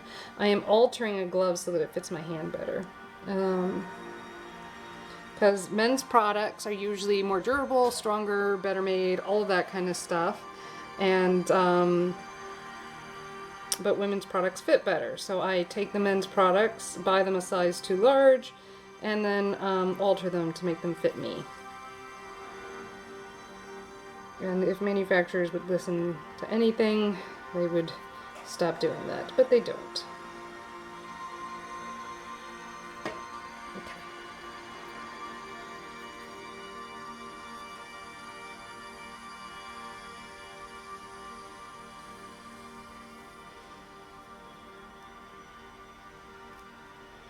And just doing that little straight stitch so we get the tip of that finger closed up, because it's too much to, it's too tiny to sew on the machine, really. Much too tiny. So with this method, I close it up by hand. I do as much of it as I can by machine, you know, as appropriately as possible, because it's a stronger stitch, it's a more even stitch, all kinds of reasons, but ultimately I can't get it in there, so I have to do it by hand here. And this is why knowing how to hand sew at least a little bit can be a really good thing. It really, really can. And, you know, there's buttons and other things that you may need to alter on your clothes that maybe don't need to be as durable or as extreme as skiing equipment. But it's all good to have. All those skills. We want all those skills.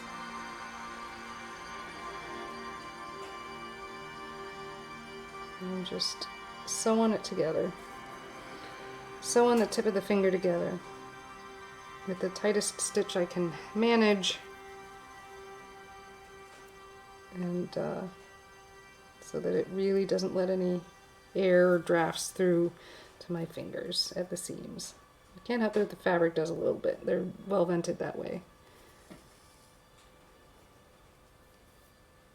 And you don't want something so sealed up anyways that, you know, it can't evaporate the sweat off of your hands. That would never go well.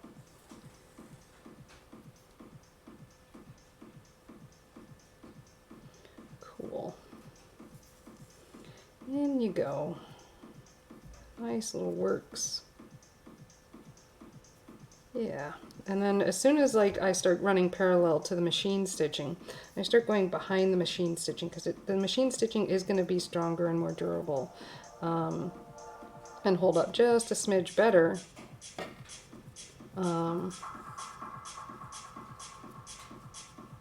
than my hand stitching, because let's face it, there's reasons we made machines. Not just does it make the sewing faster and easier, but it's actually better. The tension's better, everything's better.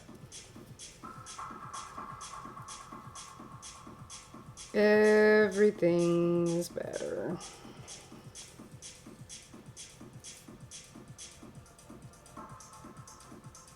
Okay, and we're getting to the end of where I feel the need to hand stitch. So I will be tying a knot that I learned on YouTube the other day. I don't know that it has a name, but it's a knot and it holds together. And then I'm going to be trimming up these edges a smidge and coming back around and wrapping them.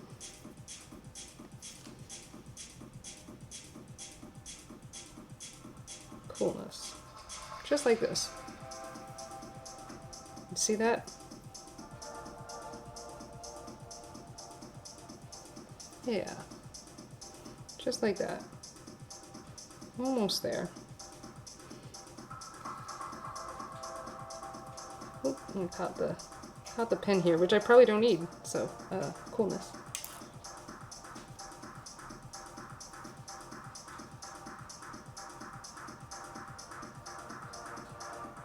Getting right to the end here. There we are. Okay, so I'm going to take this, make a little bit of knot, and the way we do that is with a loop. We're going to loop that thread back around. See if I can show you what I'm doing here. And so I've made a loop, and I'm just going to kind of run that loop over the needle a couple times, 3 times, 4 times, whatever. And then I'm going to pull the needle through, and that knot is just going to slide right down and come right up against close to the fabric. See that? And then I do it again because I never believe the first knot. There we go. Again, make a loop and wrap it around the needle a couple times. 2, 3, 4. Whoop, there we are. See how it's wrapped around the needle? Can you see that? As I attempt. Yeah. Pull it. Ooh, and I picked up another little dust bunny thingy. Okay, pull it through and tighten it nicely all the way down to the fabric, so it's a nice tight knot there. Now I'm going to trim this up a little bit because I see a little extra fabric that I just don't necessarily need in here. I am using these giant scissors because they are my sharpest scissors. I have my tinier scissors, but they're not, they need a little tightening. My tiniest scissors need tightening in order to cut effectively. Here we go, and we're going to wrap around the edges. And that wrapping around the edges will just kind of tighten everything up and make it so it feels better up against my hand when I'm in the glove, if you know what I mean. Because like a little wrinkle in a glove is like a wrinkle in a sock. You're just going to feel it the whole time. Nobody wants that. Nobody wants that. And I keep catching on like a piece of tape here, so I'm going to move that tape. I'm sure it served a purpose at one point, but it is not right this second. Alright, I'm going to trim that up too, because I don't think we need that. Let's see if we can get it trimmed with this, because these are smaller. There we go. And just wrap around. And this is the exciting part. I feel like I could be listening to my book right now. And sewing. Would you like that? Would that be exciting? Probably not.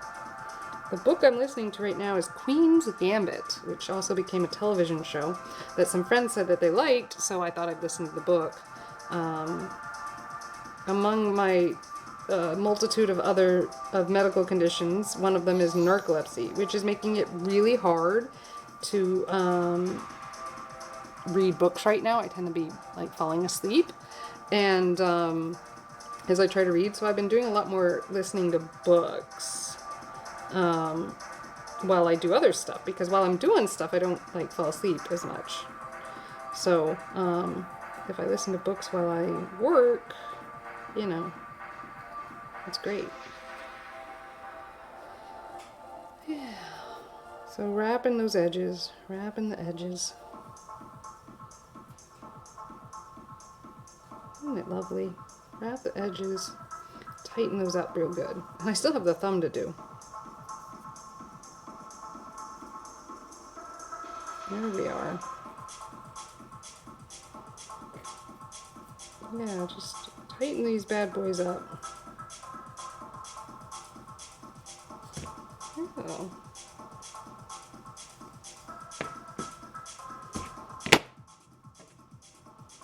Coolness.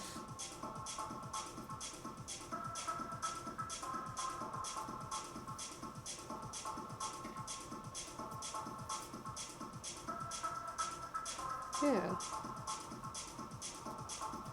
Oh, my thread fell off my needle. Whoops.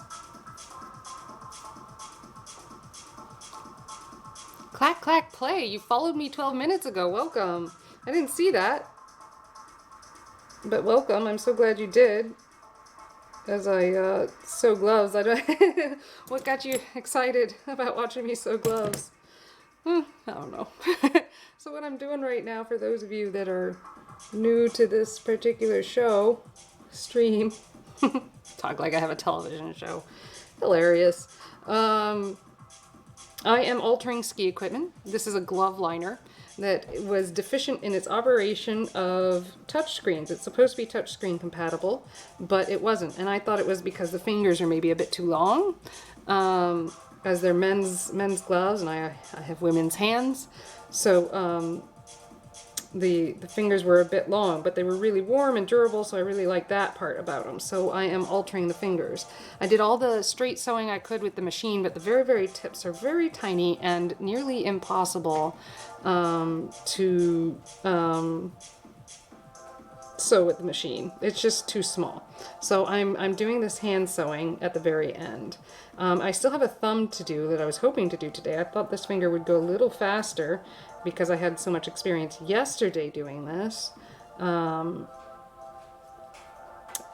that doesn't appear to be the case. It's not really going that much faster. That's okay. I'm learning things, right? And I'm spending time with you, my followers, my viewers, my friends. I know, because I'm pretty sure, well, I know I have friends that follow me, like, that I know, like, in real life. I'd like to know more of you, like, in digital life like this, so do follow, because I'll keep talking at you. And then I think I had a new, a live friend follow me today, so I'm excited about that one. There we go. And I'm tightening this up so that it doesn't rub against my fingers weird when I'm wearing these things. There we go. Wrapping tightly and capturing that bit at the top of the finger, because this is going to get a lot of a beating. This is my right hand glove, so it's going to like be the one that I'm interfacing on that screen with the most. So it needs to be as perfect as possible. As possible. It will not be perfect, that much I can tell you. I am not a seamstress by any stretch of the imagination. I'm sure there are people on here who are, and they can tell me everything I'm doing wrong. Just type away. But this...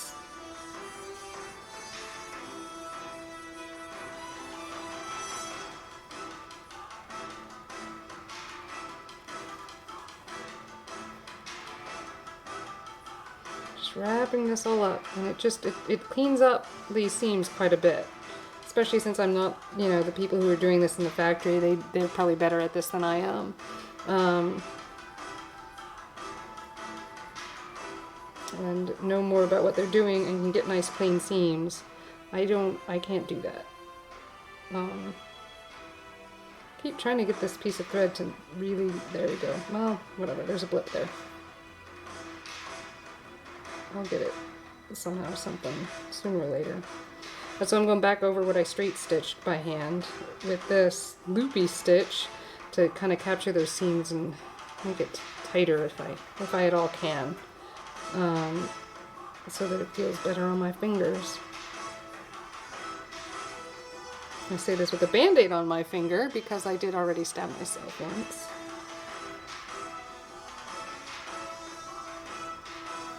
So wrap around, wrap around.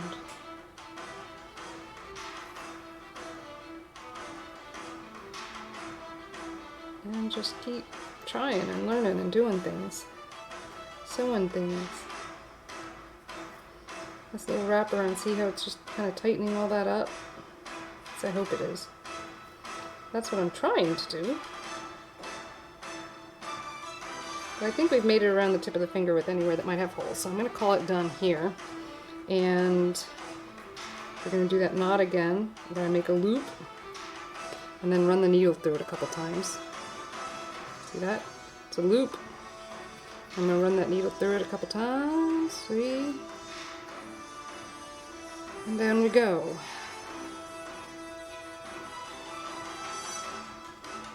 And we'll do it again. Yeah? Right there. Tiniest little bit I can. Nice. And we're going to run that needle through it.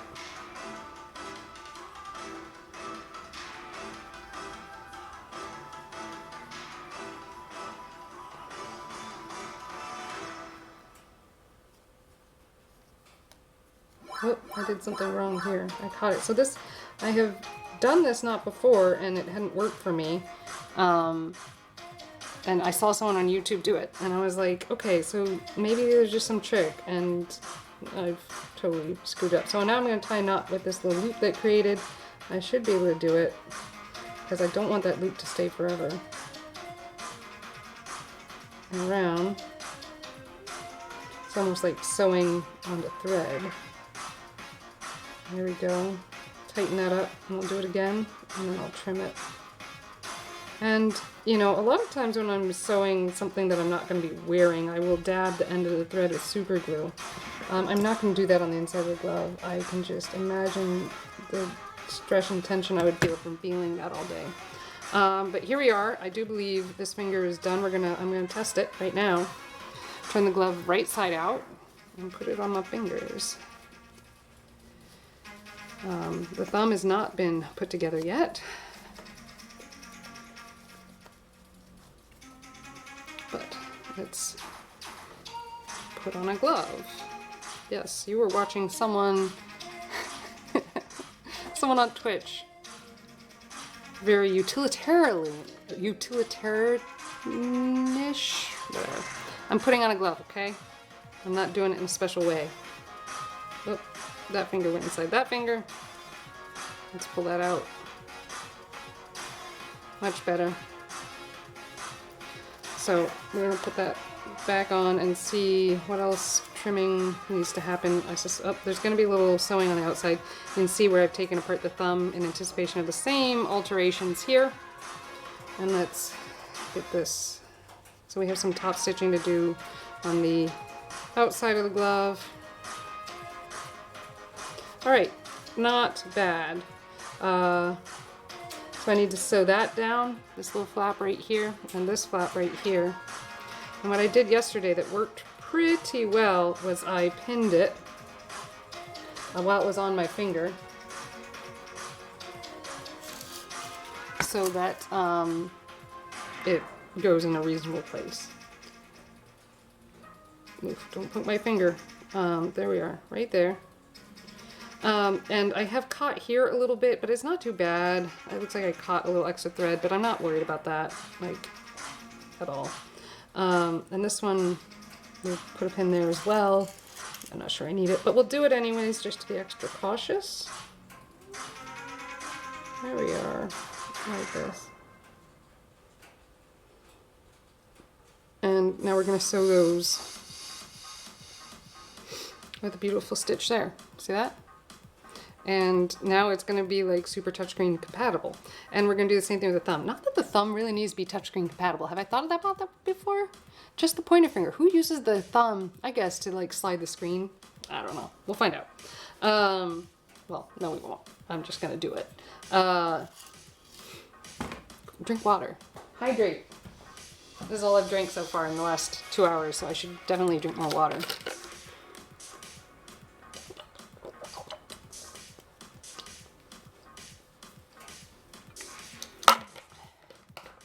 Cool. Let's do this hand sewing now. And I am not going to sew with that straight stitch going across like that. I am going to sew, so I need to be able to see where I'm sewing. Let's move here. Oh, that's better, right there. I know it's not perfectly in focus, but you get the idea. I'm not going to sew across like this. I'm going to sew that same loop stitch here because I figure in most cases I'll be moving things up and down against the grain of the finger here, and if I do the other one, it might like get in the way. So I'm going to start that stitch. I'm going to do it differently than I did yesterday. I'm going to start it from the inside right here because it's really hard to bring that needle up inside the glove. Whoop, and I don't have a knot. You're going to want a knot here. If you do something like this, you're going to want a knot at the end of your thread before you start sewing. Teaching moment. I did it on purpose.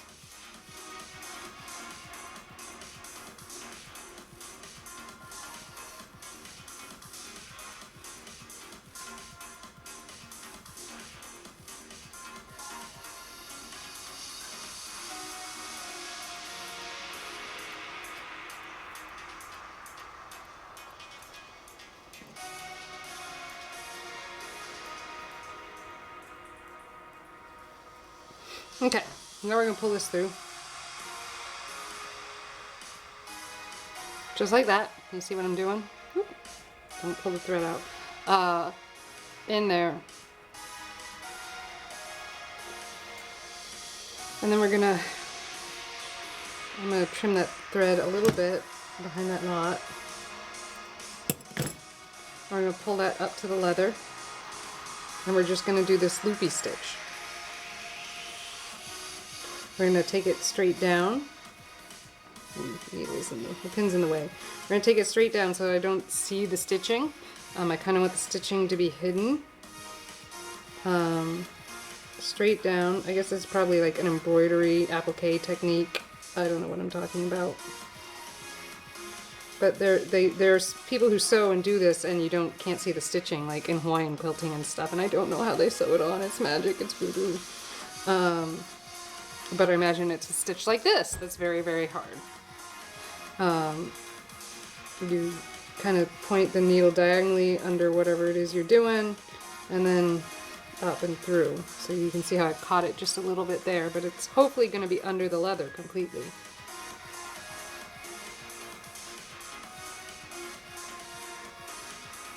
And then through here. There we go. I like it. I want tiny stitches.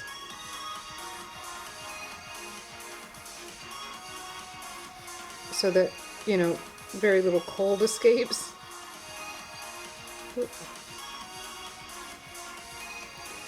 I was thinking I should start bringing my microscope out for some of these shots, but then if I'm pulling the microscope out, it's got to be real close to my face for me to see it. I'm not going to be looking at the screen to do the stitches. I'm going to want to look down where I'm working. So maybe one day I'll hook up the microscope for some of the tiny stitches.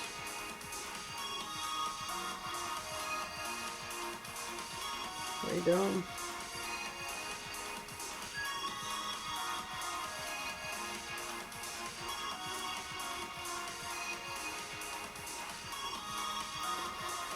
Because we don't want any of the heat to escape my finger or any snow to get inside. Although if these get wet, they stay wet. These are not meant for, these don't have any kind of shell on them or anything.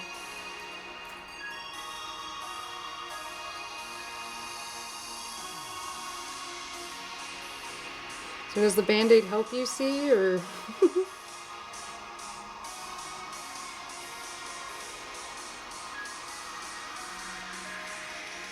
I'm getting better at it, I think. Just in time to stop. And then I'll be switching to the other side. Gotta do the other side.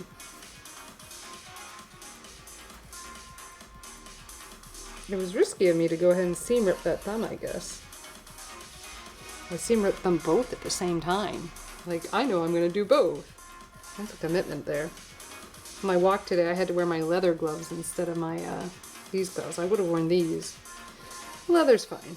They're just little driver glove type things. Nice blue with buttons on the side, kind of Victorian looking. So there we go. It's nicely sewn on there. I'm pretty convinced of that being efficient. And I'm gonna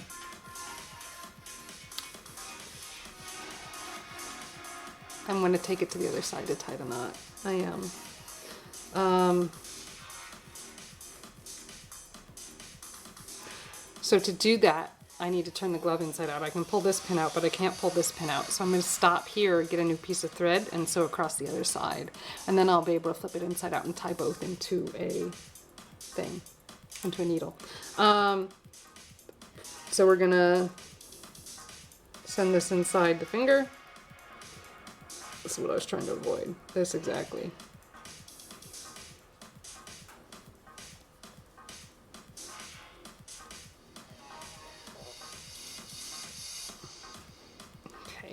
Trying to reach my fingers up in there.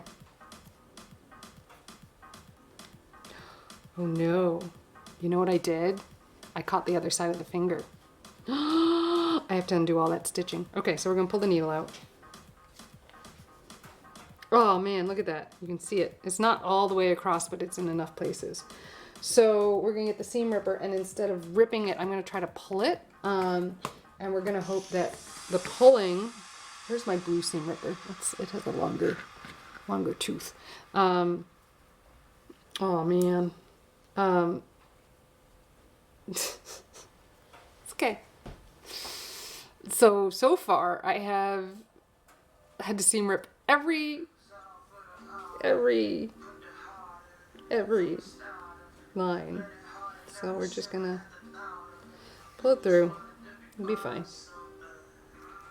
Can't believe I did that. No, I totally can. Remember, I'm not your grandma. I don't have her years of experience doing this. Not even in the slightest.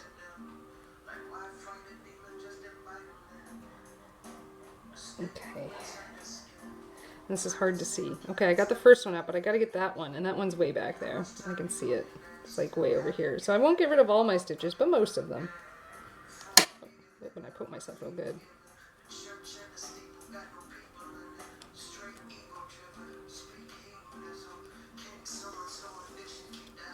There we go.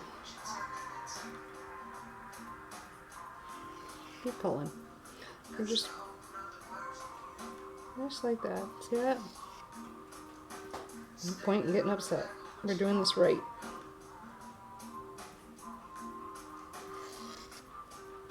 Just like that.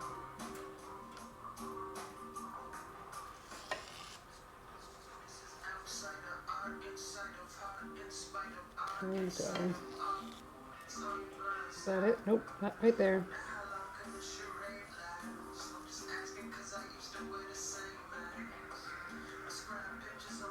There we are.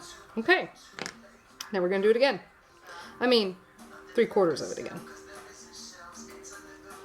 Right, how do we prevent that? We put something in the finger, I think, that can't be stuck. Maybe we put my finger in it. How many times, okay, let's predict. How many times am I going to poke my finger doing this, ensuring that I don't sew through to the other side? And can I thread the needle without my left pointer finger accessible? You tell me. I'm doing it with the ring finger on my left. Not bad. Okay, and we're going to do that applique type stitch again. Poking down. Okay, I like going this way and then back up. There we are. So with my finger on the inside so I don't sew through, this is what I'm doing. It'll be fixable.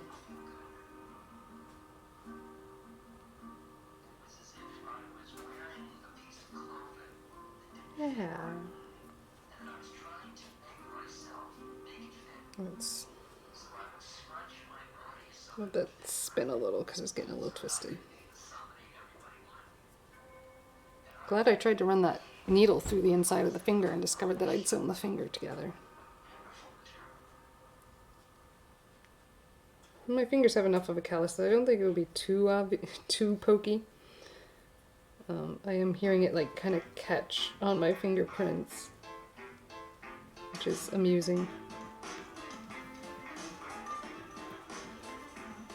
Didn't know you could catch things on fingerprints, did you? If you have a really nice fabric, that will certainly catch on just straight up fingerprints.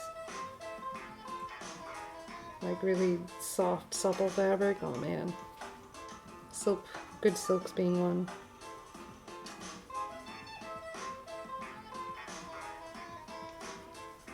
Sewing this shut again.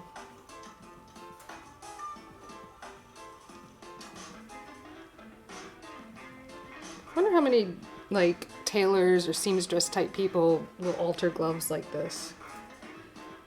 It's not something I've ever thought about, going to a shop to have tailored perfectly to me. But I don't see why not. I mean, it's probably expensive. That's the why not I can think of.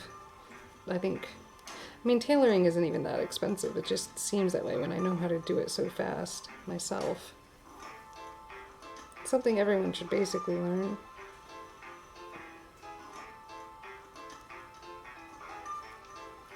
There we go, and we're all making a lot more sense now.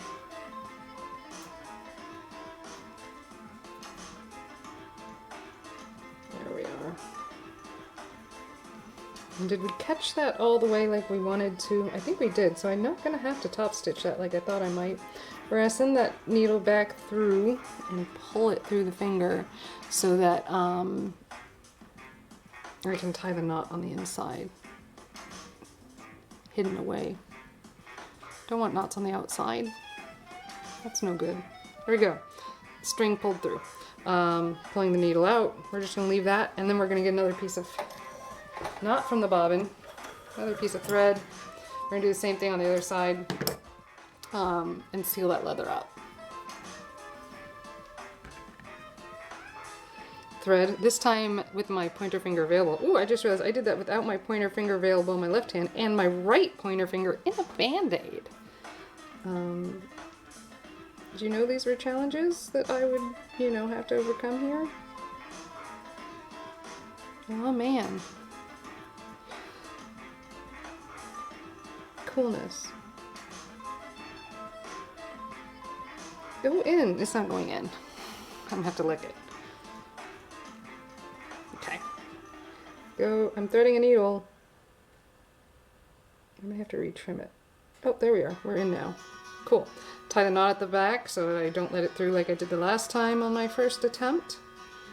And since I'm working the leather, a simple small double knot is adequate. It seems to be working really well. Remember, leather is not forgiving. We don't want to over perforate and create a tear.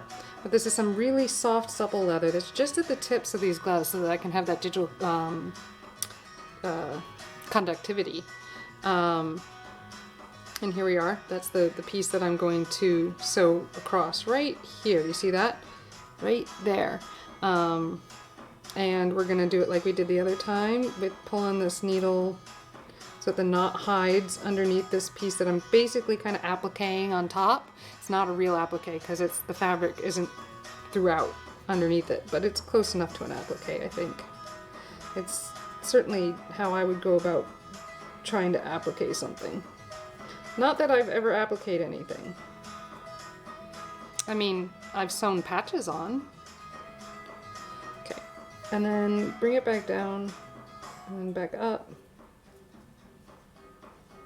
And in we go. See that? So now my glove is gonna work well, I think. I really think it's gonna work well. At least better than it was. I mean, it worked reasonably at keeping my hands warm, but it didn't always like answer the phone when I needed it. And we go down and in underneath so you don't even see the stitching. It just kind of looks like maybe this got wrapped at the edge with a little bit of fabric. Because stitching, when it's done perpendicular to the cut of the fabric, it kind of looks Frankenstein-y. Which is a look you can go for. If it's what you're going for, great. But, you know, most of the time in like garment stitching, I'm not going for that, in my experience, which is limited. But it seems to be working out well.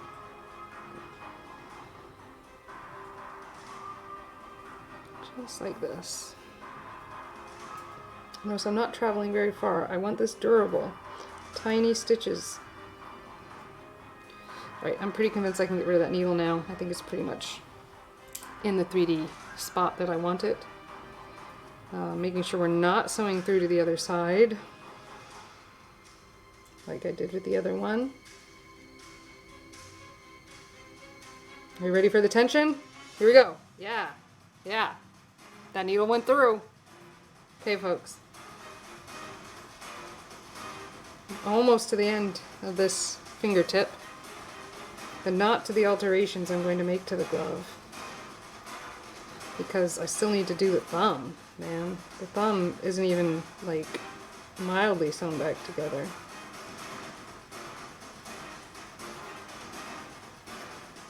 Here we are.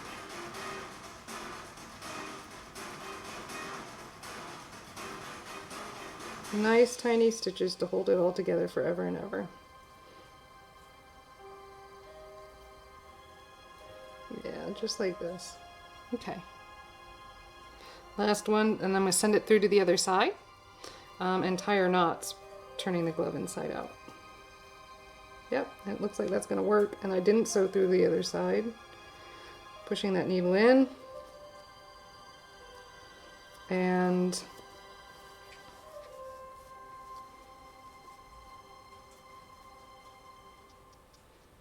attempting to grab the needle without having it poke through on the other side.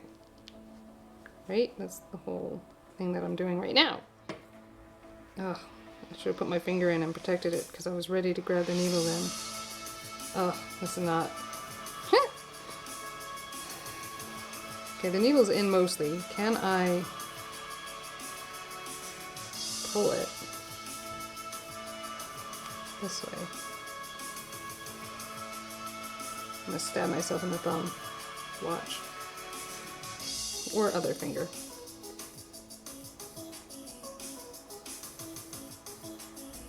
It feels like I'm catching fabric on the inside.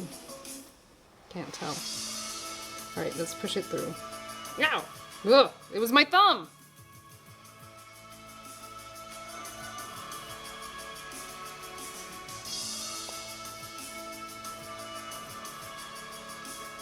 Okay, So it did go through, but I'm just gonna pull it. Okay, here we are. That doesn't need to happen quite like that.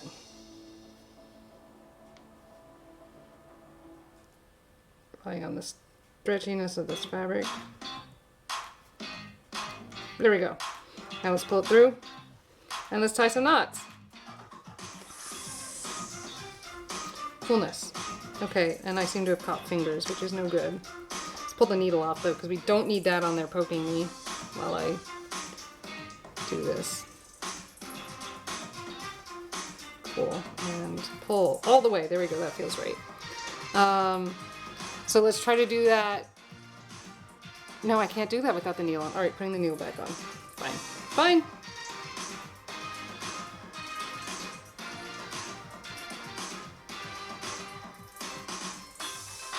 Here we go. And we're going to do that fancy knot and hope it doesn't fail again. We're just going to loop it through here and wrap it a couple times like this. 3 and down. I don't know, a YouTuber used this knot and it looked pretty secure, so now I use it too.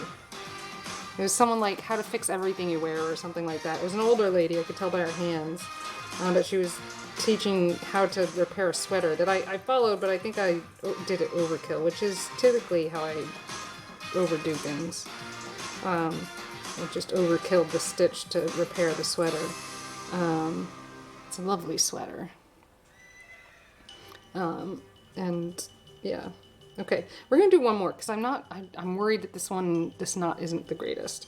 So I'm just gonna loop it around and then like this. But it was a lovely sweater and it just needed a little stitching to fix, and I did it and I just took it too far across the purl stitch and everything. Okay, so I did the thing that broke it the last time. So I'm just gonna cut it there because I did have 2 stitches and we'll call that done.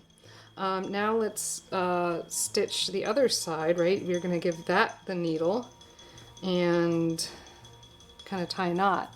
Oh, Tissa Girl has just followed me. Why, thank you very much. I appreciate that. I hope you enjoy what you're seeing.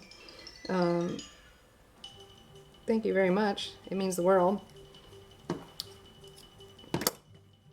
Here we go.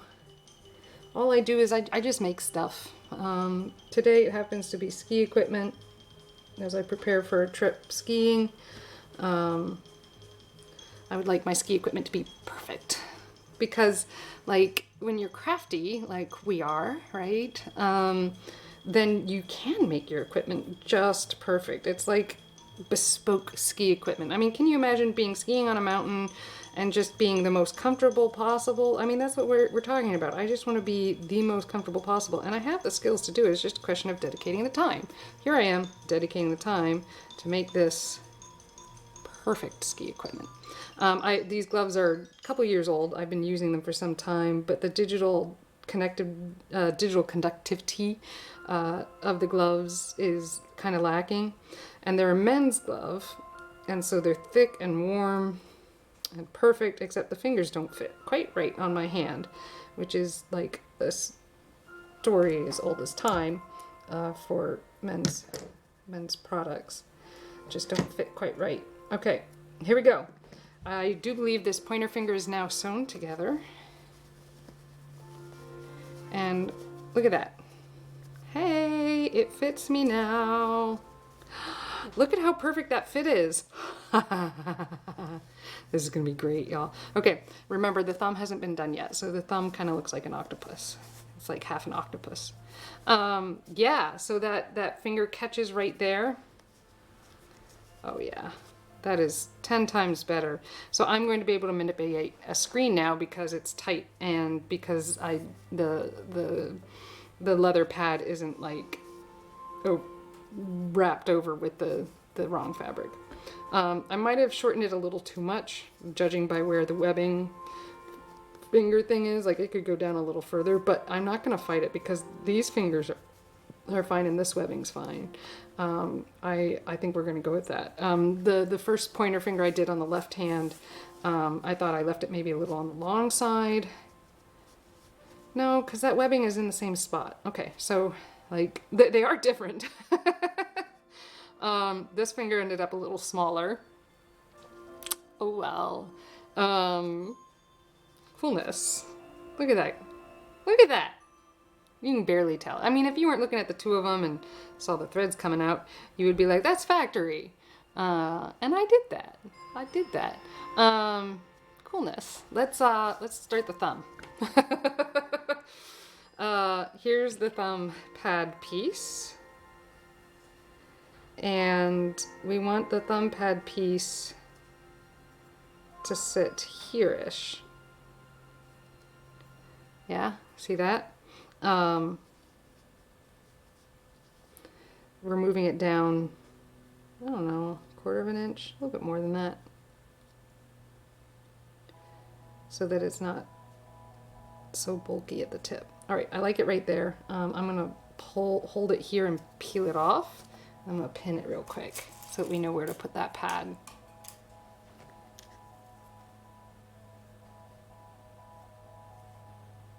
Oh, I'm gonna pin it and turn it inside out.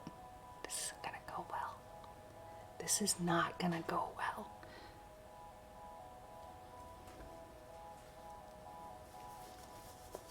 How many times will I stab myself? Is there an under and an over? Let's push it through.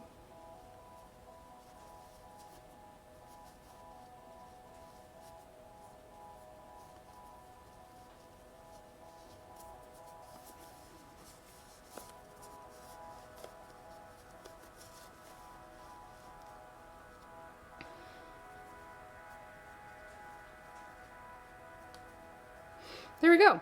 Okay, it worked. So this is going to live here. And we're going to sew this to it right here. See that? That first bit? Right there. Boy, that doesn't look like I'm making it that much smaller, does it?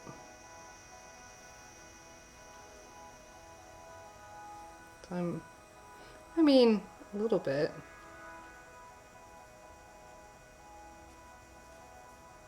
We're going to just go ahead and cut that off. I'm more confident now. And we're going to sew that together, yeah? To right there. With pins. Now, when you're usually sewing on a machine, you're gonna wanna like sew with your pins stuck in perpendicular.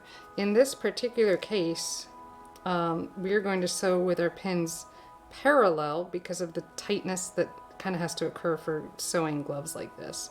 The seams are so tiny. What if they sew them and then cut them out of the fabric? Thoughts.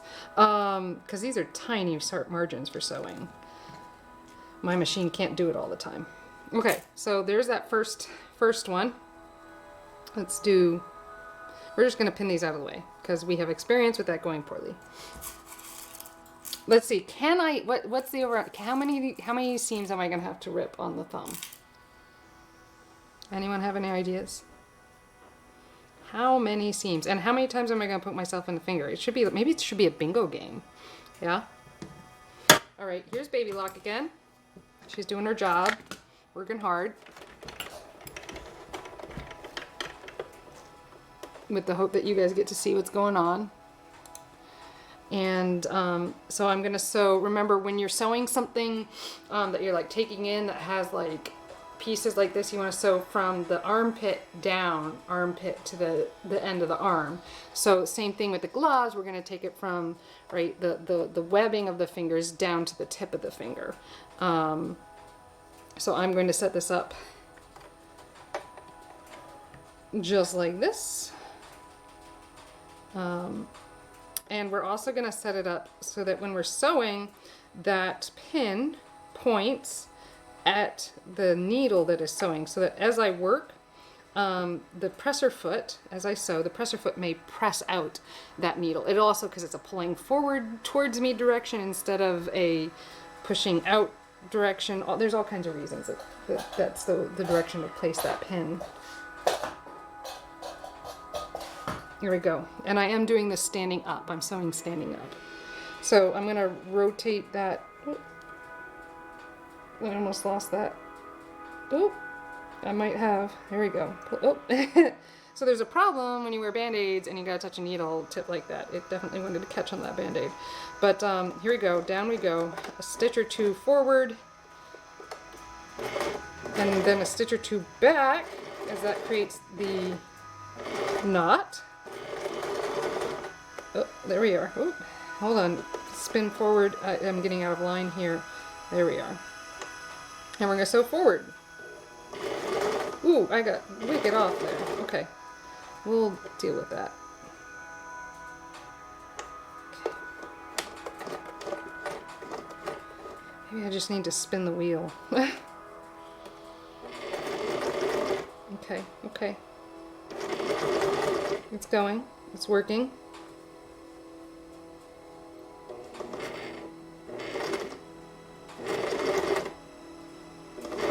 Okay, I'll call that good. Cool. And now we're gonna lift the needle and pull the piece out and check and see how we did. Ultimately, very, very well. Yes. Yes, yes, yes. Okay, trim up these threads while I'm thinking about it so that it creates less of a mess while I'm doing everything else in here. I do have this little zigzag that I guess I'm gonna have to address. Overall, well done. So there's this zigzag here. I'm just going to sew some kind of straight line over that and try to fix it. But because I've already sewn in one direction, I can sew back over it in the other. It'll be fine. Oopsie daisy. Don't lose the thread just like I did the last time. Gotta make tails. You gotta have tails. And I can't seem to grab it with my finger, so I go in with a pair of pliers, grab that thread. Yeah, pliers, the one tool you didn't think you needed when you were sewing. There we are. And we're going to just try to even that up a bit. Yeah, just like that. Beautiful. Let's go backwards all the way. Okay, we're not. Yeah, that's smoothed out enough. We're going to trim that up using Excalibur. Nicely done. And let's do the other side. All right, so far. One seam in this entire project that I haven't had to tear out and re-sew, but there's still time. So you know, if you had your hopes up, there's still time that I'll go, oh my gosh, what did I do wrong here? Now we're going to sew this one together, right, like this. Again, we're going to sew in that direction. I'm going to go ahead and trim that finger right away, so I don't get tempted to sew past what I really should be. Nice, nice. I'll clean it up later when I'm doing that fingertip sewing. Alright, and we're gonna, same thing, I want one of my glass head needles because they are my thinnest. And again, like I said before, when you're sewing, and you're sewing something with like an armpit, with a pit, with a crotch, you want to sew away from the crotch, because otherwise you're adding bulk to that spot, and that's never comfortable. So you want to add the bulk to the end of your seams at the, at the arm. So if you're sewing, like tailoring something in, you sew from here down and here out. And you'll get less bulk kind of bunching up in the armpits and crotches and webbing of your fingers. So I'm pretty happy with how I've pinned this. We're just going to go ahead and sew that pretty straight on.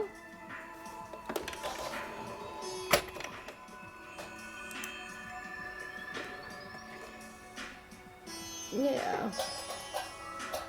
Let's do it. We're going to put this down. Okay, drop it.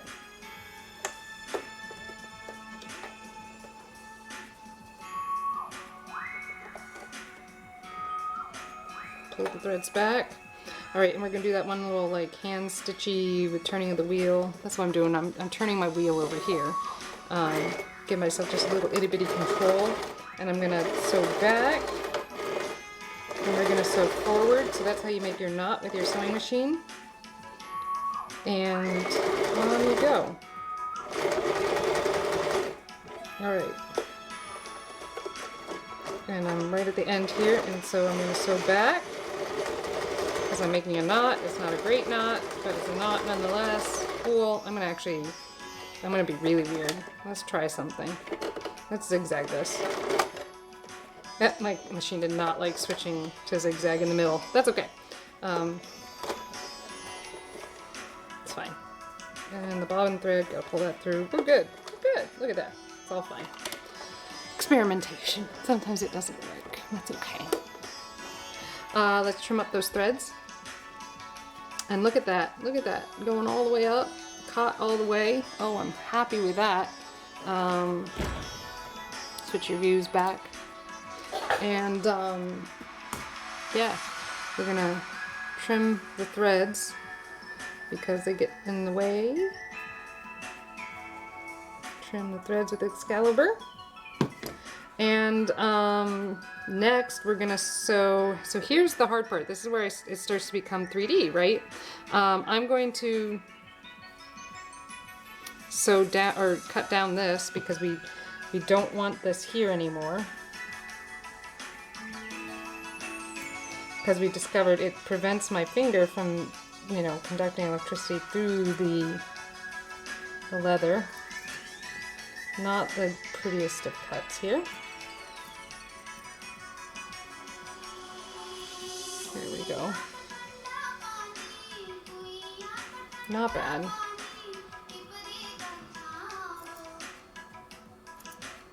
Okay, how's that?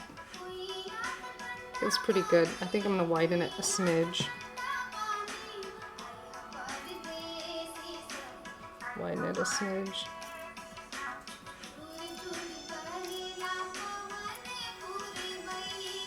I like the song. I have no idea what she's saying, but I really like this song. So now it's like the part where we start getting to the 3D part, right? So I need this to roll over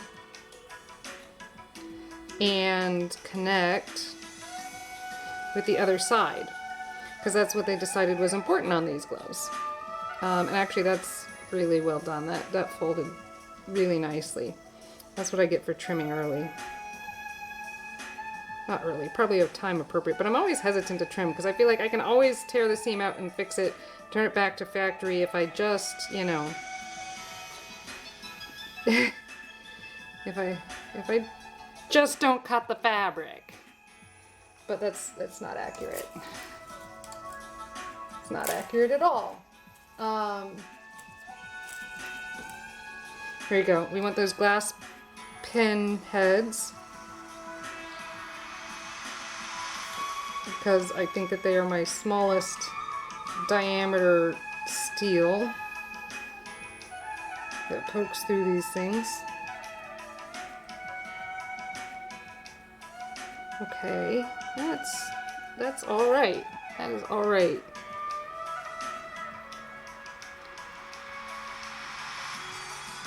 Okay, I can handle that. Let's do it. I like that a lot, actually. It looks really good. It's like I'm getting better at it. Only took the third or fourth finger. Again, sewing away from the webbing on the fingers, because we want to avoid bulk in that direction. The bulk can be, oh, and I've pinned this backwards here. So I'm going to repin this going the other way. Because reasons. Good reasons even. Because good reasons. It will just go better. So I'm going to switch this up with my pin. Oh, but I want to sew away from the crotch. So away. So I did it the right way. Well, no, this is sewing to the crotch. That's why I'm switching it. Okay, never mind. Never mind. Do the same thing. Switch the directions. Switch it up. Cool. Cool, cool, cool. Okay, let's pull that pin. It was going the wrong way. Ooh, I got myself good. There's one. There's one. Poked myself once so far on this finger. Okay. Putting down that presser foot, and we're going to sew again to the distal end of the fingers. Like that, huh? Yeah, I know you did. Very nice. Pulling the extra thread, giving it a tail, dropping it. Oh, nope, not the zigzag. Straight. There we go.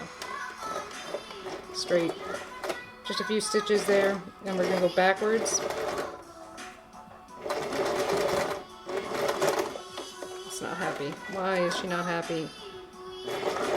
Okay. Keep going. You got this. Come on, baby lock. Cheer baby lock on. Those of you at home. She can do it. We believe in her. Sergio is still upstairs, the serger. Okay, not bad. It's acting weird. I don't know what's going on. So I'm hand stitching. Let's call it done for now. Okay, so it stopped stitching. Do you see that? Oh, the bobbin ran out. That's annoying. Okay. I will reset that completely and make a new bobbin. Ooh, you guys haven't seen me make a new bobbin in a while. Are you ready for that? I don't know if you are. Okay, let's put that pin back in. Oh, that's annoying. I thought it was doing something funky. You saw me like double check it. I was like, why? It wasn't catching. It wasn't catching underneath because the bobbin was gone. Here we go. Let's see, what's the better view here? This one probably.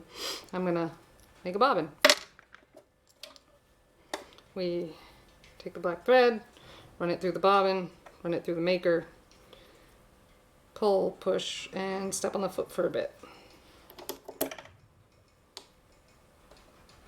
There we go.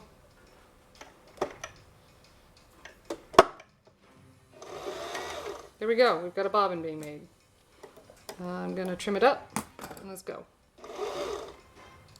It lost it. Hold on. Unwrap once and then I'll thread it back through. I'll hold on to it longer this time. The tail of the bobbin needs to go back in the hole.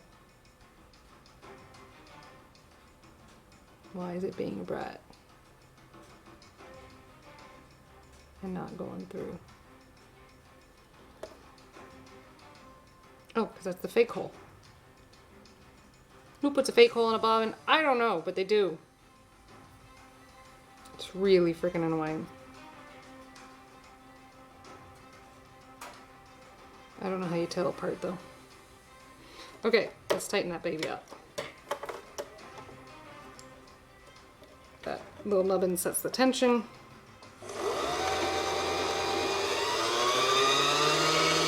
Oh, great, and I'm running entirely out of black thread.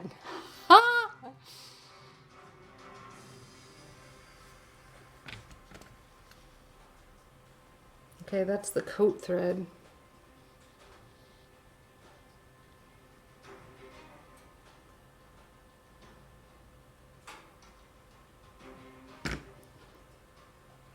I have more black thread. It's upstairs.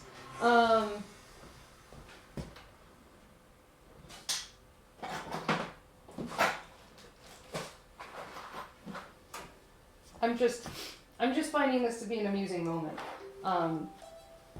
To be going to make the bobbin right after it ran out, and then so you can't see, can you?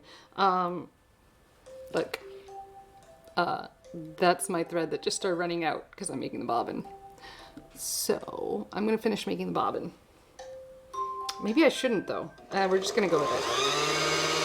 Look at it go. It's going away. Going completely away. And there it's gone. Okay, so I have a black bobbin. Cool. We're just gonna switch over to like brown or something.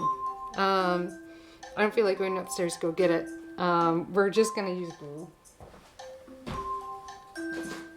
Because I've got it right here.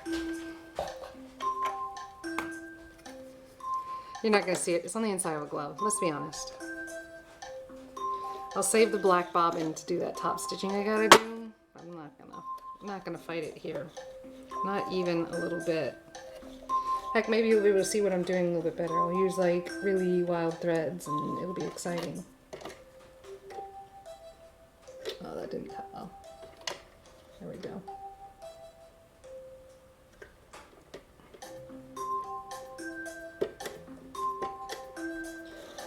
You should always be impressed if like an older person you know sews, because they gotta use good eyes and get that thread through that needle. Just saying.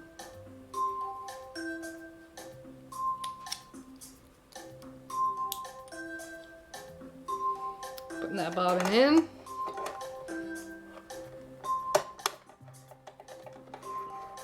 Good. I'm gonna catch that bobbin, bring it on up. Cool. In we go. And threads. Machine's threaded again. Cool. Let's try that again. Trim that up. Hilarity ensues. And we're gonna go to right there. I'm gonna go ahead and mark it. Although, no, this one can, we're gonna go to right here. It's marked. It's marked now. Might be just as fast to hand sew this, but I'm not gonna do it. Okay. Doing that little hand spinny. So I catch it, and then we'll go backwards because that's my knot. And we're gonna sew forward basically along. It's having a little bit of a tough time. Why? I don't know. There we are. Now sew back, make that needle, make that knot. Good stuff. Lift up. And, oh, that's why it wasn't moving. I caught a loop somehow on my presser foot. As long as it's sewn together, I'm fine with it. Ugh, that is a messy under... Ugh, what did it do? Okay, we're gonna go back over that. Yeah. Oh man, that is bad. Oh, that's awful. Okay. It's all this messed up bobbin stuff. Cool. I guess it's kind of tack welded in place, so I'm going to go in the opposite direction. I think it'll be all right.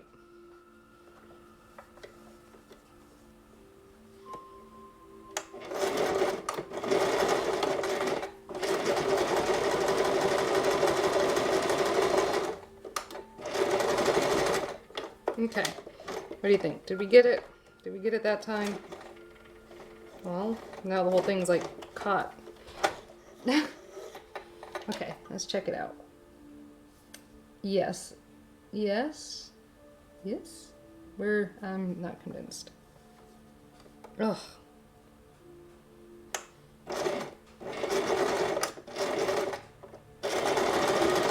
There we go. That looks good. That I'm convinced of. Are you convinced? I'm convinced. All right, trim up all those ridiculous number of loose threads.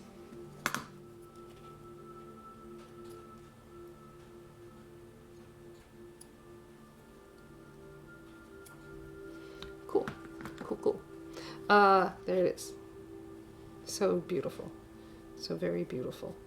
Now we have one more seam to sew on the machine. Now, I'm not going to jinx it right now. You better not jinx it right now. Don't jinx it right now. And we're going to sew this together, this final little bit of seam. We're going to sew it together. I'm going to trim that fingertip.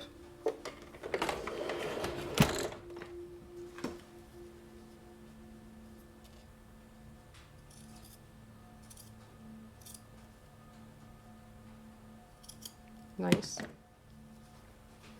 And that extra, or that lack of complication in fabric should solidify me here. Cool. I like it. And we're going to bring those 3 pieces of fabric together up to right here. All right, that's the important thing. Again, using my glass head needles because they are the thinnest steel I have. and focusing on sewing this so that we're sewing to the webbing of the finger. Or sewing away from the webbing of the finger, sorry. Sewing towards the distal end of your finger. I can't help it but teach you science. If you're here, you're gonna learn science. There we go, just like that. And we're gonna sew up that, see that? We're gonna put Baby Lock back in her place so that she can go back to being a star. Yeah, just like this. And, wrong glove, right? No, yes, wrong glove. Here, this one. And we're gonna sew in this direction as I set this up.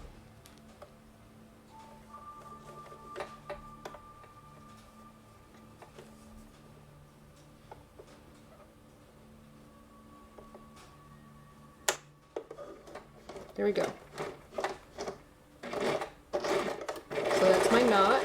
I'm making my knot, and then I'm sewing forward. Who's honking their horn?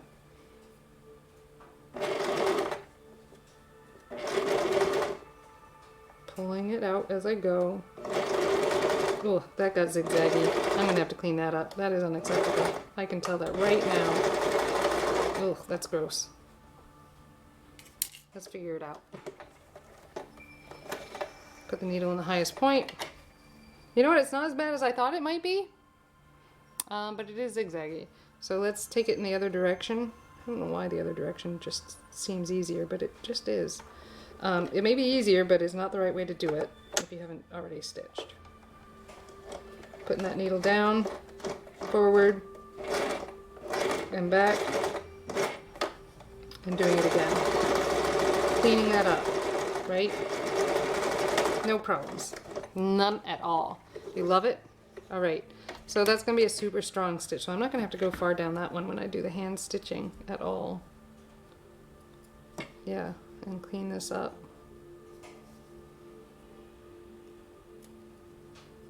There we go. Good stuff. Clean that, trim that, pull that away. Okay, we're probably to the point where I need to start thinking about, oh, it's 5:22. Did you know it's 5:22? My peeps are coming in here soon, in about a half hour. Where's my mask? It's on me somewhere. I got people coming in a few minutes. They're gonna be working in here. Not yet. I think I got a few, but so I'm gonna try and finish this glove before they arrive. Do you think I can do it? Where did my mask go? I don't know. All right, let's trim up this finger. See that? So I won't get the hand sewing done. Not all of it, I don't think. We'll see. We'll see. You know what? Why doubt ourselves right now? Trim that up. Look at that. Let's test this thumb.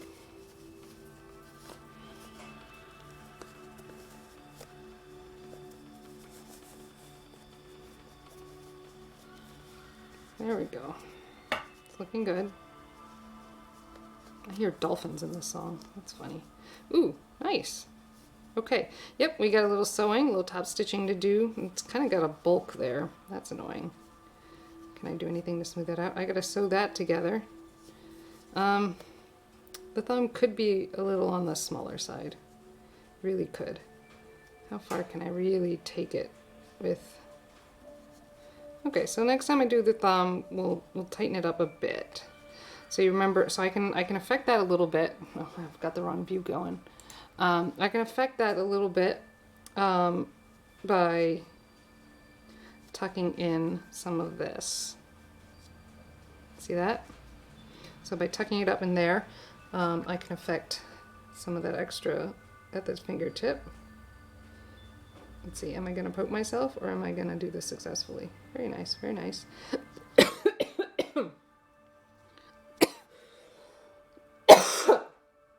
And then, excuse me. And then this one. I can also affect some of the height by doing this one. Cool. I like it. But it's not time for that yet. We got to do the sewing on the inside. This is the last bit. Yeah.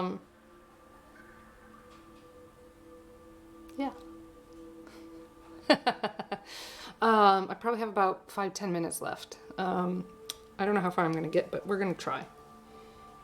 Because I gotta do things like I gotta clear all this out so that they have the studio to use. I have to do little changes. And I gotta make sure I have my mask on me, which I don't appear to because I don't have anything with pockets. Well, I mean, I got my jeans on, but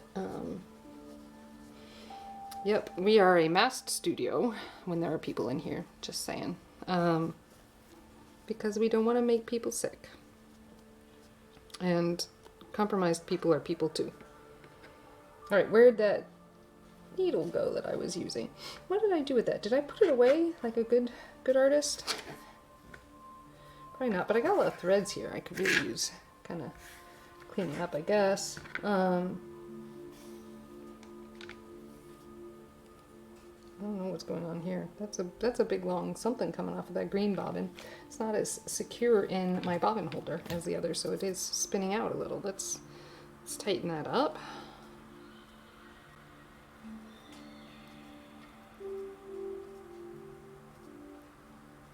Where did I put the needle? Thought I would have left it. Oh, is that it? No, that's a pin. Pin, pin, pin. I'm gonna poke myself with it, aren't I? Let's clean up these extra threads as we look for the needle. And I'm not seeing it. Exciting. Who's going to find the needle? By poking themselves. I wouldn't be surprised if I like dropped it in here. That I'm currently using as my pin holder because I can't find my pin cushion. Absentmindedly dropped the sharp thing in with the rest of the sharp things. Total sense.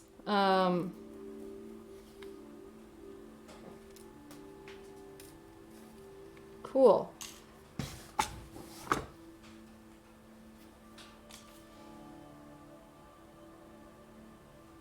I don't know what I did with it. Okay, pull out a new one. Especially if I'm going to finish this tonight. I can't be spending a bunch of time looking for it.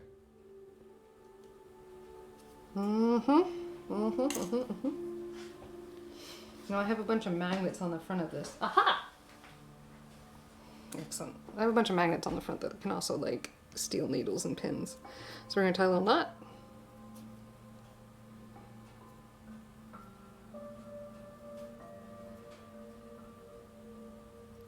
Well, 2 knots too far apart. Gonna try that again. Putting them closer together. There we go. And that's the wrong one. This one. Okay. We're gonna sew this together. And I don't have to do as much work as sewing as some of the others because the sewing on the sewing machine went really well. It went really well. Did you see? I did not have to seam rip. I said it without saying it because I didn't want to jinx myself. I did not have to seam rip a single seam on this thumb. Isn't that amazing? It might still happen with the hand sewing. I'm willing to risk that by saying it now. I was like, don't jinx it, don't jinx it. And it didn't happen. I didn't have to seam rip a single one of the seams sewn on that thumb on Baby Lock, the sewing machine. That's an accomplishment. I think that's saying I'm learning something every time I alter one of these little fingers. So that's pretty cool.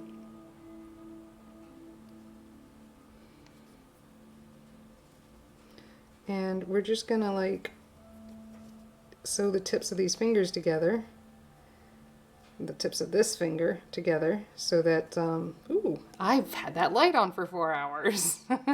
It's on a timer because I always forget to turn out lights. Let's go turn that back on.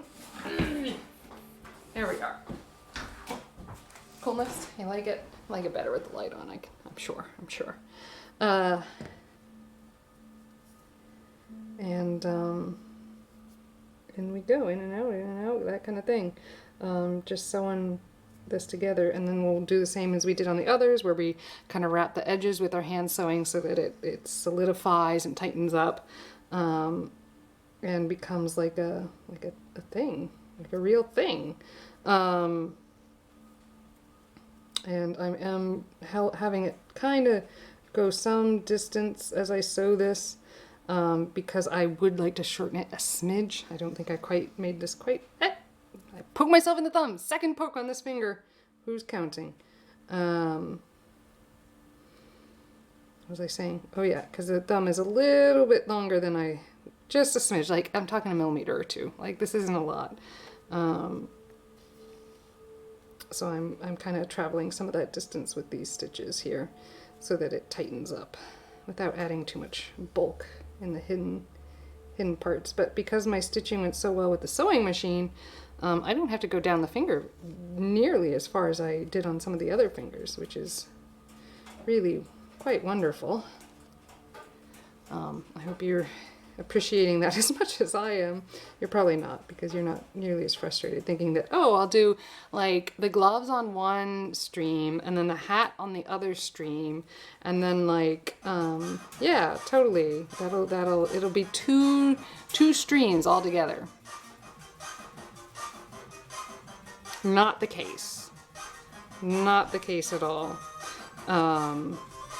It is definitely more than that. Okay. Yeah.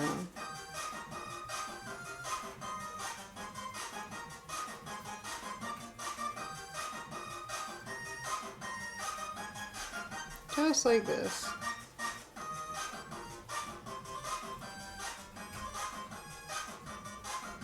All right, and now we're gonna tie a knot and I'm gonna wrap those edges together. Right, that little knot, the wrappy knot type thing that I've been doing. Oh, I missed, oh, no, there it is, there it is. Okay, I'm still good. Doesn't need to be too long, but I do need to get a finger in there to give it some distance and wrap it around that needle.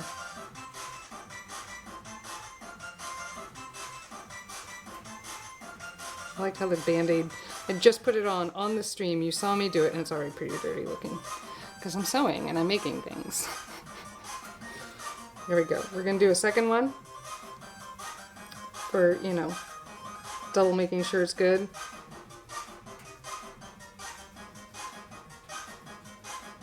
Yeah.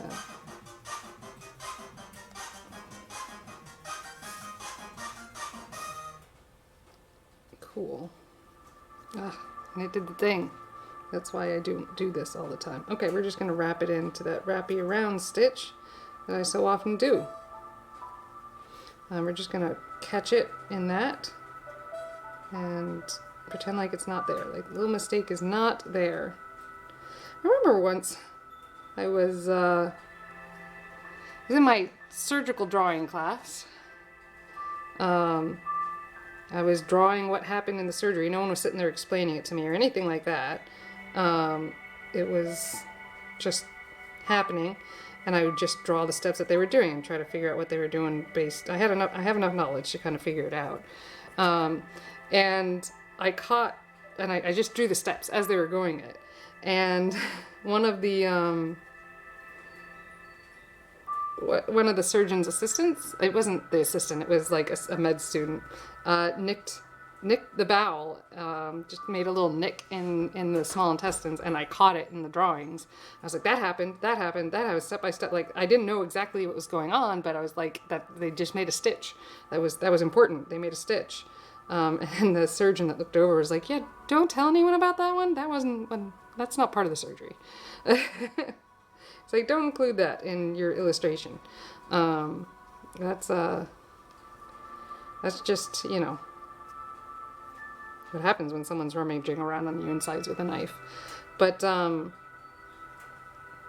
it wasn't to be included in the step-by-step surgery that I did. So, you know, there's that. Is that exciting to y'all? As I wrap these edges with little stitches so that it's a little more compact on the inside of the finger.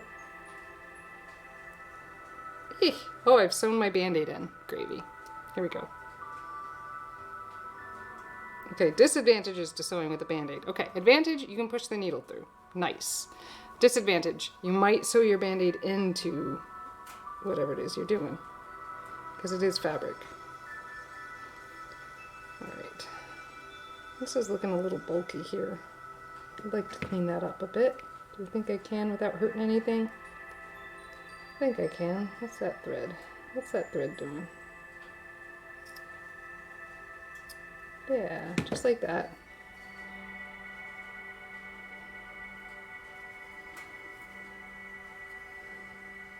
In through here.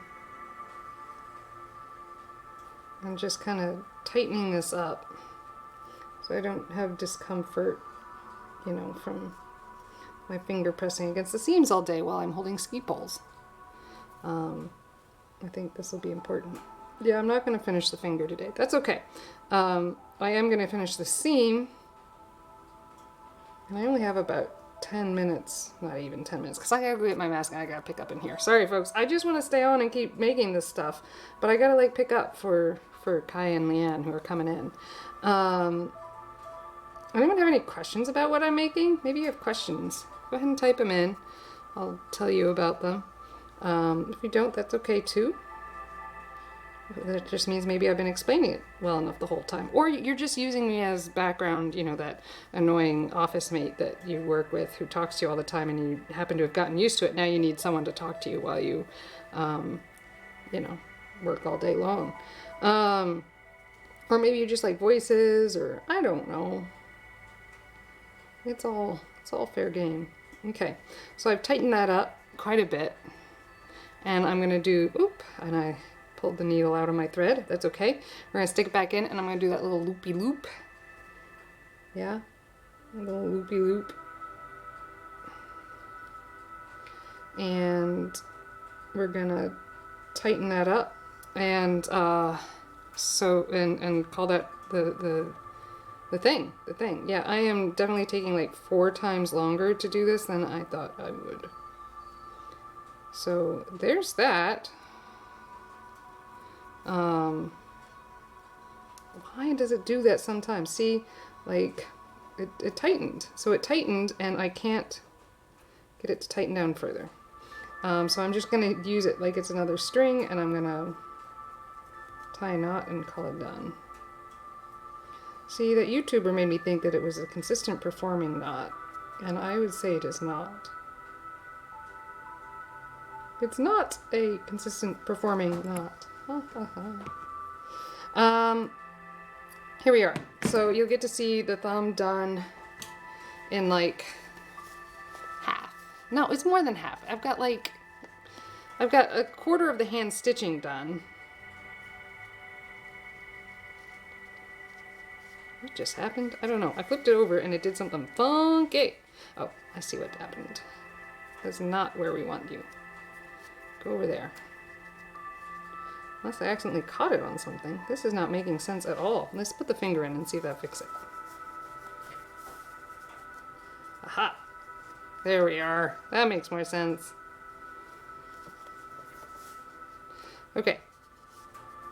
So you can see the seam that I just sewed right here. Look at that. And I'm going to do the same over here, and it is making up for that little bit of difference that I was worried about was maybe a little too long on the thumb. And I'll be able to swipe on my phone just beautifully enough to text while I'm skiing and telling people which lift I'm at. An important thing. There we are. There we are. See? And I will keep working on it. Maybe I will stream while I work on it. Maybe I will sit in my living room and finish it. But you can kind of get the idea of how I did this. You can kind of decide if that's, you know, within your realm of working, and whether you think you could do it. This hand, the pinky doesn't feel quite as big, and now that I've shortened the pointer finger, the pinky does. There's still plenty of. See, that's what I'm fixing. This extra finger. So Under Armour, I have things to tell you about your gloves, namely they don't fit my hands very well. As a woman, maybe you should design towards them a little bit more. I don't think my hands are all that odd. but the touch connectivity thing is a real design flaw. To wrap what you're expecting to conduct the electricity from your hands through the thing that doesn't usually connect to the touchscreen. Hence, you need to add the touchscreen connectivity and expect that to, keep your finger from touching it, the leather with that fabric. That's gonna, and it's gonna make it not work. I don't know what to tell you there, but it seems like you need to alter your pattern or your SOP for making these bad boys. Yeah. So that's your stream for today. I hope you found it enlightening, learned a little something, maybe a little science, maybe a little art, I don't know. Excitement all around. My finger, I mean, it's usable. It still needs to be sewn on the inside right there. We need to take that in and tighten it up, but it's usable. I could go out on a walk on it and be okay. Plus these like spandexy Lycra fabrics don't fray the same way that like a woven fabric does. It's knitted, not woven, like a cotton or something, or denim. I just think I learned something there through my word choices. So, yeah, who knows? I might pop on tomorrow, might not. I'm not making any promises. I usually stream Wednesdays at about 1:30 in the afternoon. This was an extra bonus day because I'm working on stuff and it's break, so you get to see me a little extra. As a teacher, that's not a thing that I get to do all that often. Break weeks are wonderful. What else? I don't know. I guess I'm to the point where I say peace, love, and science and wish you all a restful everything else.